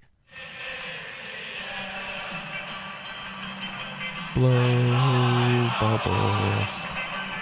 Yeah, so it's... What do they say? So they're talking about blowing bubbles? Yeah, so apparently this song was... it's called "I'm Forever Blowing Bubbles," written by an American songwriter for a UK team. Yeah, for a UK team, John Williams Kellett.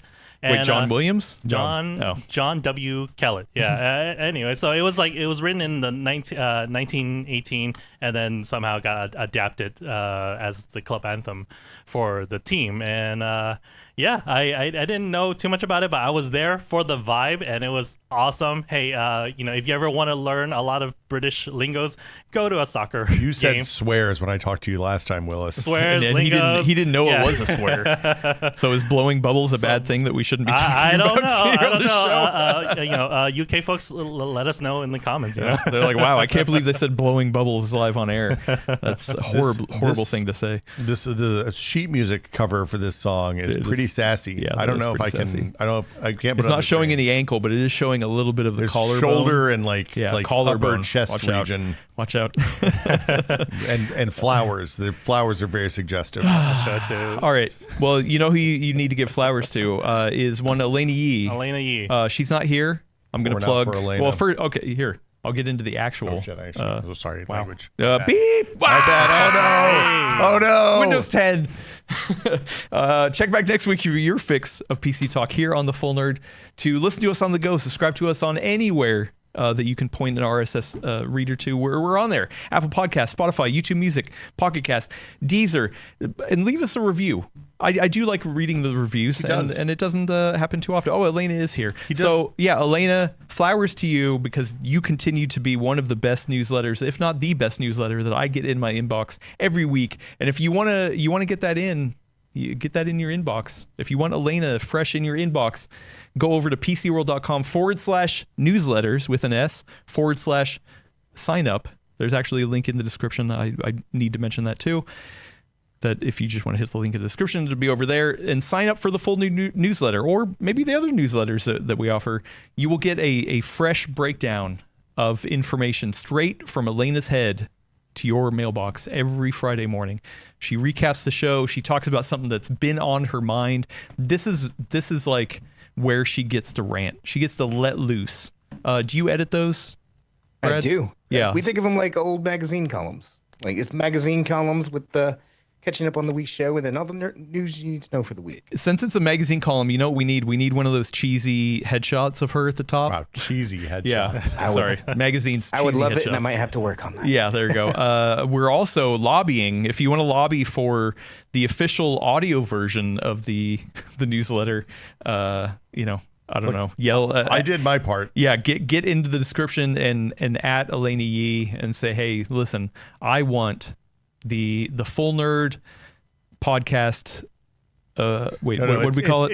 It's the Full Nerd newsletter, the official newsletter of the Full Nerd podcast, the newsletter. The podcast. Yeah. The podcast edition of the official newsletter of the Full Nerd podcast. Yeah. So you can just reply to the newsletter when you get it in your inbox. I just did that, and I haven't gotten an error message yet. Oh yeah, so no, we talked about that last week. You could just send a letter to the newsletter. Has anybody checked what happens when you reply to the newsletter? And be like, hey, I would love this awesome newsletter in audio format. Yeah, see, look, the Datu says that they want one. Lewis Law says they. Actually, wow, Lewis Law wants it in Morse code. Morse code. Okay, that's crazy about talk. that. Beep, beep, beep, beep, beep. Esperanto, I would accept. That would be pretty cool. Also, I watched a cool video talking about the NATO phonetic alphabet, Echo which was Bravo. Which was Romeo Lima. Yeah, which was neither phonetic Pascal? or developed by NATO, which was interesting. No. Really good history behind that. Anyway, yeah. So we're working on that. We're going to continue to say it. And Elena's not here. She can't tell me no. She can't tell you not to do that. She's not here this week. She's on vacation, but she's a trooper, and she actually gave me a column so I can finish it up for her. So she did. Yeah. Nice. Yep. So yeah, and maybe next time she can read it, and we'll have a whole podcast feed of just the newsletter. I think it should start Hello Nerds. Hey, when you she know reads what, it. Elena? Sup, nerds? She can start it however she wants. Sup, nerds? Yeah. She can start however she wants. Anyway, we're gonna get out of here. We have a special guest coming up. We actually have a couple. So tomorrow I'm going to be interviewing one Robert Halleck and somebody else from Intel. Oh. This is going to go up in the Full Nerd Extra edition as a side interview. What are you talking about? We're talking about say? APO. Ah. Yeah. I had some questions about the whole APO thing like a month ago when we brought it up, and I put it on Blue Sky, and I think it was Blue Sky. Maybe it was X. I can't remember. But Rob was like, hey, hit me up. I would love to talk about APO. So I'm going to ask a lot of APO questions. If you have a question about APO or other, related technologies, get at me somehow. Probably in Discord. We'll figure it out. And also, fingers crossed. Maybe I don't want to jinx this, but next Tuesday we should be getting joined by the one, the only Tom Peterson Tap. We're tapping from in. Intel. So we're going to continue the Intel train.